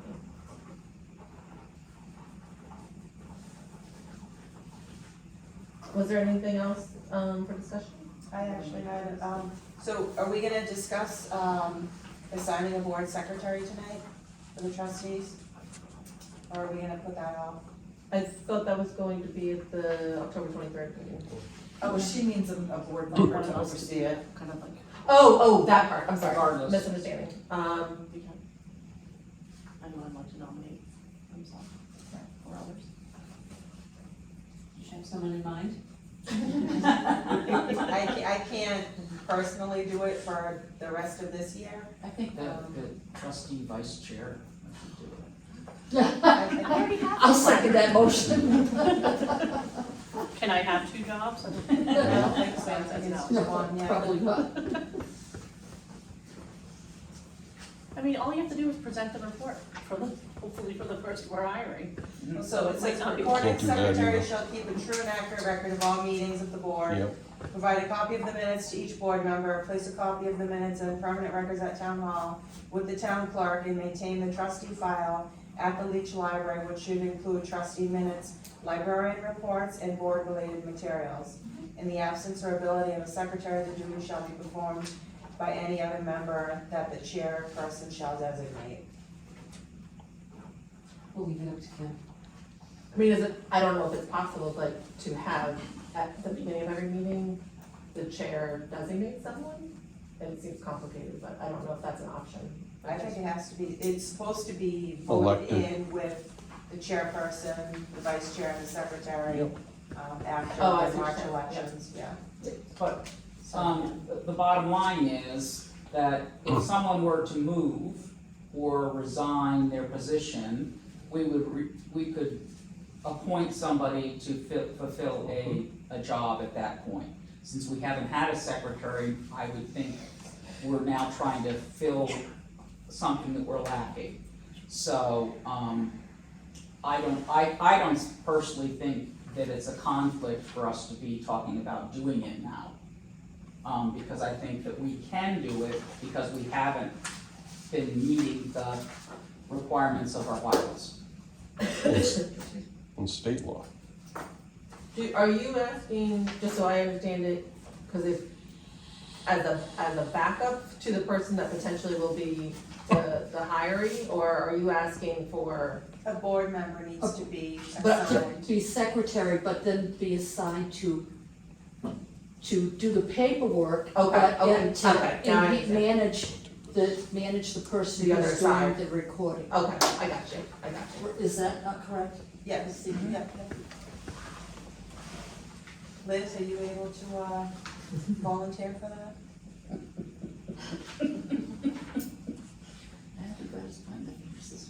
I know, well, I cannot do it this year, I could probably do it next year, but I can't do it for the remainder of this year. I mean, it's not that I'm not willing to do it, maybe I'm not sure what I would have to do, someone could help me get on the board. That's all I'm asking, I guess. Does that make sense? I just wanna make sure that I do the So proper. it's this section right It's here. this section right Yeah. here, and this outlines 3 things. Yeah, so, So let's Liz, go for it. I'd be happy to walk you through. Okay, thank you, yeah, All of that too. yeah, and then, the contact with the person that I'll be dealing with, yeah. Assuming that that's not what we Yeah, decided. yeah, assuming that. So can I make a motion to elect Liz as the, library secretary, or the trustee secretary? Second? Second? So, motion by Christine, and seconded by Jan. All in favor of electing Liz as our new secretary? Aye. Not in favor? Oh, yeah, we can't do that. Let the record show. I will be pleased to fill that need. Well, Thank you. I would like to say thank you to move forward in this, because I do feel strongly that Donna's Thank you. job is not supposed to be the secretary, and she has done, like, I've only been here for 3 years, so I've seen a lot of meetings, but I was not here prior to the other meetings, but just since I've been here, I know Donna has done an incredible job, and it is an enormous amount of time that takes for her to do the minutes and everything related to that. So I appreciate and applaud Donna for Yes. taking that role on in the meantime. And I thank the trustees for moving forward with having a secretary that's not Donna or anyone else at the library, because it is really not our role to do that. No. I had a couple other things. I guess, motion for discussion for the board to receive paperwork, minimum of 7 days in advance of any discussions that need to be made at a meeting. So I had a question, I know you sent that in email, can you elaborate on that, exactly like what you're looking for? Well, just, for example, for today, the circulation policy. If we had that like a week ago, I would have been prepared tonight to vote on it. So anything that needs a decision, whether it's, we need money for X, Y, and Z, this is the supporting documentation for it, just to have that information ahead of time, to review, so it's not, okay, you have 5 minutes to decide, how you wanna proceed. I'm okay with that. 7 days is a little tough. I know I think only once I haven't been able to get the agenda out on a Friday, but I usually send the agenda on a Friday so that people have time to, What's that? Is the Friday before thing, that's what she usually sends. so then you have the weekend plus Monday, Tuesday, Why is she? essentially Wednesday to review it. Is that acceptable if, as a compromise, if there are any supporting documents to be sent out on a Friday? Does anyone have? I mean, that's only Friday, Saturday, Sunday, Monday, My Tuesday, request- Wednesday, that's 6 days in My advance. question is, so what is the legal requirement for when the agenda has to be posted to the public? 24 hours. So Okay. we send the agenda out So- well in advance. So we're okay if it's Yep. right, was like what I wanted to. And it would be giving you 6 days instead of 7. I think that's a reasonable request. I think that's Are okay. you okay, Christine? Yeah. I mean, there will be moments, like if we're waiting for a quote from a vendor, that may happen, but we do our best to try to get all that information. I think it's from really us. So we'll- important when we have multi-page Of course, changes. I totally understand So, that. you know, and, you know, sometimes it's just, you know, there's just a couple of changes, but it's still, it's helpful to have it, and I know that like the other boards, or the select board, they get, you know, they have a packet that they get ahead of time so they can, you know, do that and come in. So just to clarify, I'm sorry, did you want to talk? Oh, I thought you were here. Just to clarify, so we'll send the documents, is it email, is it print and email? Because keep in mind that I'm fine with either, but, if it's print and you're not picking it up until the day of the meeting, that's not on us, that's on. So I would prefer email, but everybody's gotta make sure they're checking their emails, regularly to look for those documents, is that okay? Send it with a read I'm comfortable receipt. with the email with it being put in our folders, you know. So you want a print and an email, or, cause Yes. I'd rather have a consensus with, I don't wanna do one person print an email, Oh, and no, everybody, no. I'd rather have a consensus. So I just wanna make sure I'm getting you the documents that you need appropriately and you're able to see them. So I'm just asking the board what they would like in that case, cause we're printing them out also for the meeting, potentially, so that is a lot of printing, and that relates to a cost. Okay, So we're you looking won't at, have a printed copy by the day of the meeting. you'll have a printed copy at the meeting, Okay, that's fine. Yeah, but ahead of time, I'm comfortable with when I that. send it out ahead of Yeah. time, is that just email? Yeah, That's fine. Okay, Yeah, that's that fine. sounds great. I just wanna make sure that we're all on the same page. Yep. And I think that's something that we need to update in our bylaws too, then. Just to note that that's in there. Which thing? Say it again, so which thing do you think we need to Page update? 4 in the bylaw. No, it's not in there at all, I'm just saying that's probably something that, does need to be recorded in there though. I'm not totally sure that would be appropriate, because I feel like the bylaws speak to the board's responsibilities, and in this case, it's a staff responsibility. Okay. Well, yeah, it really depends on what, right? Because if it's the minutes, it's gonna become the secretary's responsibility, right? Because that's what it Well, says. the secretary should be sending out the minutes within the legal, so this is a little different. You'd be getting the minutes far sooner than the next meeting's supporting documentation. Right, that's true. Yeah. That's true, because that has to be done, got it. And then the other thing I wanted to bring up was, what the town council has, a counselor privilege, where they're able to, put off any decisions for a month. I would like to have the, library trustees adopt, I guess, a trustee privilege, to basically do the same thing where, to put off a decision or a vote for the next scheduled, meeting, For what reason? just to get more information. Well, can't you guys do that now? I mean, we did that with the. We just We did did, that. but I think Reporting that's, again, I could be wrong, but I thought that was something that we need to get, I didn't know if we had to vote on it, just so to make it clear, that we do have that, option. And also, I don't know if that's something that needs to be in our bylaws. Kristen, did you wanna? Do you want a description of what counselor rejection is Sure. and how it differs from what you're doing? So, counselor objection is something that's written, into the town charter. Actually, did you get a chance to read over it? I'm turning it right, I can turn it right back over to Erin. So, in the town charter, and I got help from Kirsten on this, it's called council objection. And it states in the charter that on the first occasion that a question on adoption of, and I did not write this, so. The I'm word's a little reading messy. the words that are written here. On the first occasion that the question on adoption of shall join in the objection, such postponement shall be until the next regular meeting. This procedure shall not be used more than once for any agenda item. So it would have to be voted on at the next meeting, and it can't be tabled again by another board member, it's the agenda item. Which I feel that we kind of do now sometimes in some cases, but certainly, It's that, and Kirsten, feel free to correct me if I'm wrong, but it sounds like the council objection is more for one single counselor Yes. to move that item, whereas your bylaws right now say that you have to use Robert's Rules of Order, which would require you to make a motion to table something, and then the majority of the board has to agree to table it. Yes. So Yeah, it's the council one- does not use Robert's Rules of Order. The Right. council uses Right. their charter procedure, whereas you use Robert's Rules of Order. So it is a entirely different thing. And I also want to point out that there's a big difference between town council and the board.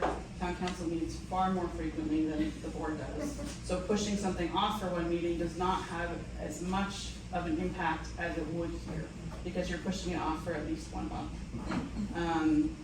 Then the other thing is that there are more of you. So having one person versus 7 put something off for a meeting is different than town council doing that. And I hear what you're saying, but my concern, and I don't know if this is, Christine, if this was your concern when you proposed the motion, but my concern is that there are times when, let's see, it's not pressure, but that the discussion is such that,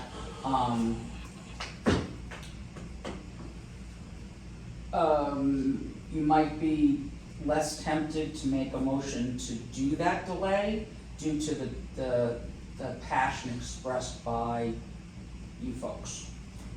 On a particular topic, you know, maybe, well, I really need this policy for the GMILs or whatever. The thing about the counselor objection is that it gives, somebody to be able to say, we need to just take a minute here. And it's kind of the minority still gets a say kind of thing. That's my take on it anyway, is that, it keeps, it still makes that discussion, because we don't know how each person is perceiving what's being discussed. If someone is uncomfortable enough to be able to say, I need more time on this, then I feel that I should, you know, whoever needs more time should be able to get that time, Right. unless it's something that legally we have to do today. Just from the standpoint that, you know, we need to vote the way we feel our conscience or whatever. So, you know, I don't know if we need to change. I agree with you, and I don't think that I myself personally, I don't feel like I need to have something that formal. I agree with you, I think that this board is thoughtful and respectful enough, you know, that if 1 or 2 people say, you know what, I'm really gonna process this and think about it, kind of like we did with the circulation Yeah. tonight. I'm okay with it, I'm ready to vote. I voted yes, y'all voted no, or whatever it was. I'm okay with that, you Right. know? And No big maybe deal. maybe it's just the discussion we need to have tonight, Right. is that we need to be aware that, you know, people, we all come from different backgrounds, and we all come from different, you know, what's happened today may be horrifying for somebody, and they can't And really that's process correct. something That's today. correct. So we don't know. So just that we be cognizant, if we don't have that kind of a rule, that we be cognizant to try and hear the other story that might be there, so. I agree. I mean, right now, a perfect example is Kim. You know, she has a family emergency. Right. So she may not be in the frame of mind at our Right. next meeting to vote on not our special meeting, but on a meeting, and I would like to think that we were all thoughtful enough and respectful enough to say, she's right, she just came back from a family emergency. I'm not gonna make her vote tonight on that, unless it's something legally that we have a specific. That it has to happen. Has to happen right away. So, that's how I feel. Does that discussion meet your requirement, or? Yeah, I guess as long as everyone's understands that and is okay with that. Again, I just didn't know if anything needed to be, written into the bylaws about it to officially document it or vote on it. Double check the minutes. I just want to make as a possible recommendation to the board. And there might be an opportunity here to create a subcommittee with board members that updates the bylaws. That might be So a that good we idea. could, because I don't know when the last time they were Well, updated, and and we're there's already been a lot gonna, of changes. we're already so- gonna make some changes to how Yeah, we're so proceeding. I do think it's something that, I'm sure there's some things in that blue bylaws that are potentially outdated, just because of time. So I recommend that the board maybe think about that, I think it would help. You're not making us decision tonight, are you? No, Or the no, I And not the just, I think it would 23rd be. either, I right? know, not the 23rd. Please not the 23rd, you took this vote. I just think it might be a good idea, because I know this has come up before regarding the bylaws, so I think it would be easier on everybody if we had an updated document. That's, sounds good. Since we're trying to update policies as we go through. We're almost done. And then start over. So that's, I think, the last item in the agenda, but There's more there's public no, comment. there's. Oh, yeah, Done? Okay. when you're ready. All right, it is 9:45, so. Business takes what business takes. You have one? Okay. Also my timer. Well, If you guys really want to hear what's going on, because I got more questions based upon tonight's meeting, it's a little just if you disturbing. could possibly try. consider, could you listen to me for 1 minute? Yep, go ahead. I'll wait. No, go ahead. Being respectful to the amount of time we've already been here and the time it is now for those of us that have to go home to a family I've and a been on job board- tomorrow morning. I've been on boards before I too, and I've understand, been there so- till 1 in the It morning. seems that you've come in really charged up tonight. Well, so there's because I've absolutely looked into concern. some of this stuff and it's disturbing, what I'm seeing. Okay, So let's start with the secretary. The secretary is required by law, I forget it, 202 something, I have it at home. They're the ones that take the minutes. They need to be elected by the board, not an outside person. Look into that. I think that's kind of what you were alluding to, Nancy. That's, we already took care of that. I know, but I'm saying, this is what I was gonna bring up earlier before you even got to it. You talked, it was either Jan or Liz talked about not having a quorum in the summer. The board should think about putting on alternates. You're allowed to have up to 3 alternates. Then you won't have to worry as much about a quorum. You can have up to 3, by law. That's another one of them. You're looking for money, are you people aware you have 2 trust funds? Yes, we are. Okay, but nobody knows what the trust papers are. According to, I talked to, you have the one from 1924, 1926.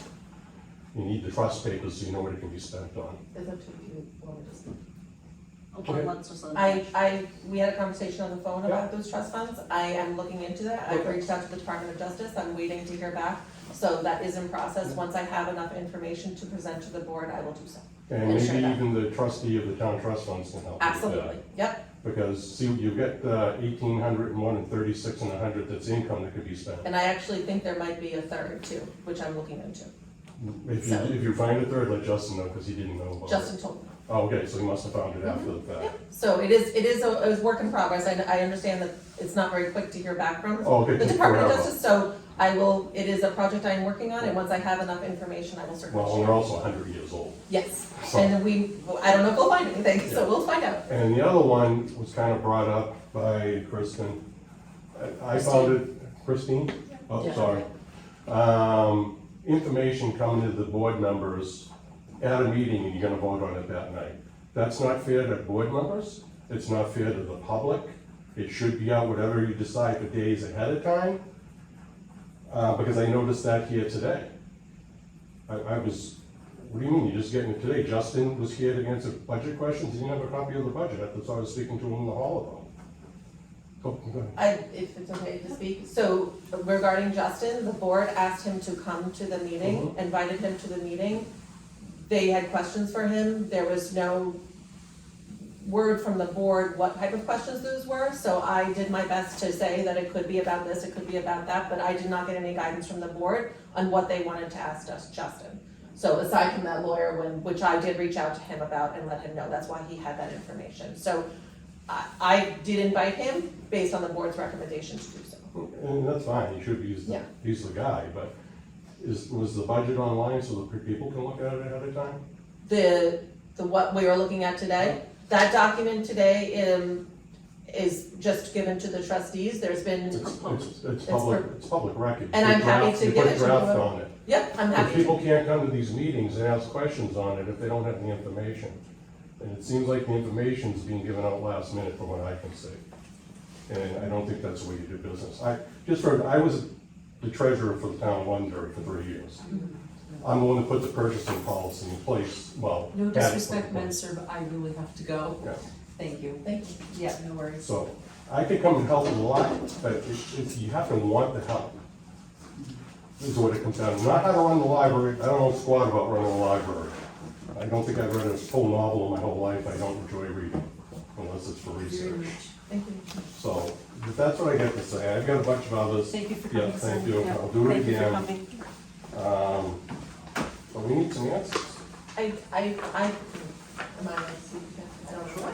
I definitely appreciate your input and questions, because like I mentioned to you on the phone, this is a learning process. I'm learning, and I appreciate things coming to my attention so that we can get them right. I think our goal is to really have things done correctly. I know we do as best as we can to do that with the information that we're provided, so I definitely appreciate that. But I hope there's not an assumption that we're trying to do things wrong, because No, I'm I not think we saying really that. I are wanna see trying it to done do it right. right. And certainly the trust funds, I was not aware of them, there's no documentation in my office that they existed, so I appreciate you bringing, because then we can look into that and maybe use them, hopefully. For something. For something, so I definitely appreciate that. But I do promise you, we are trying to do the best we can with the information. And one last thing that I might have heard incorrectly, but I thought I heard you put together the agenda for the meetings.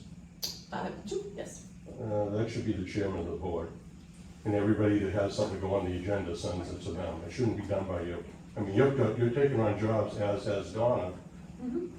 That really aren't your jobs. You got enough to do. I'm just saying. Agreed. You shouldn't be doing it. Whoever the chair is should be putting the agenda together.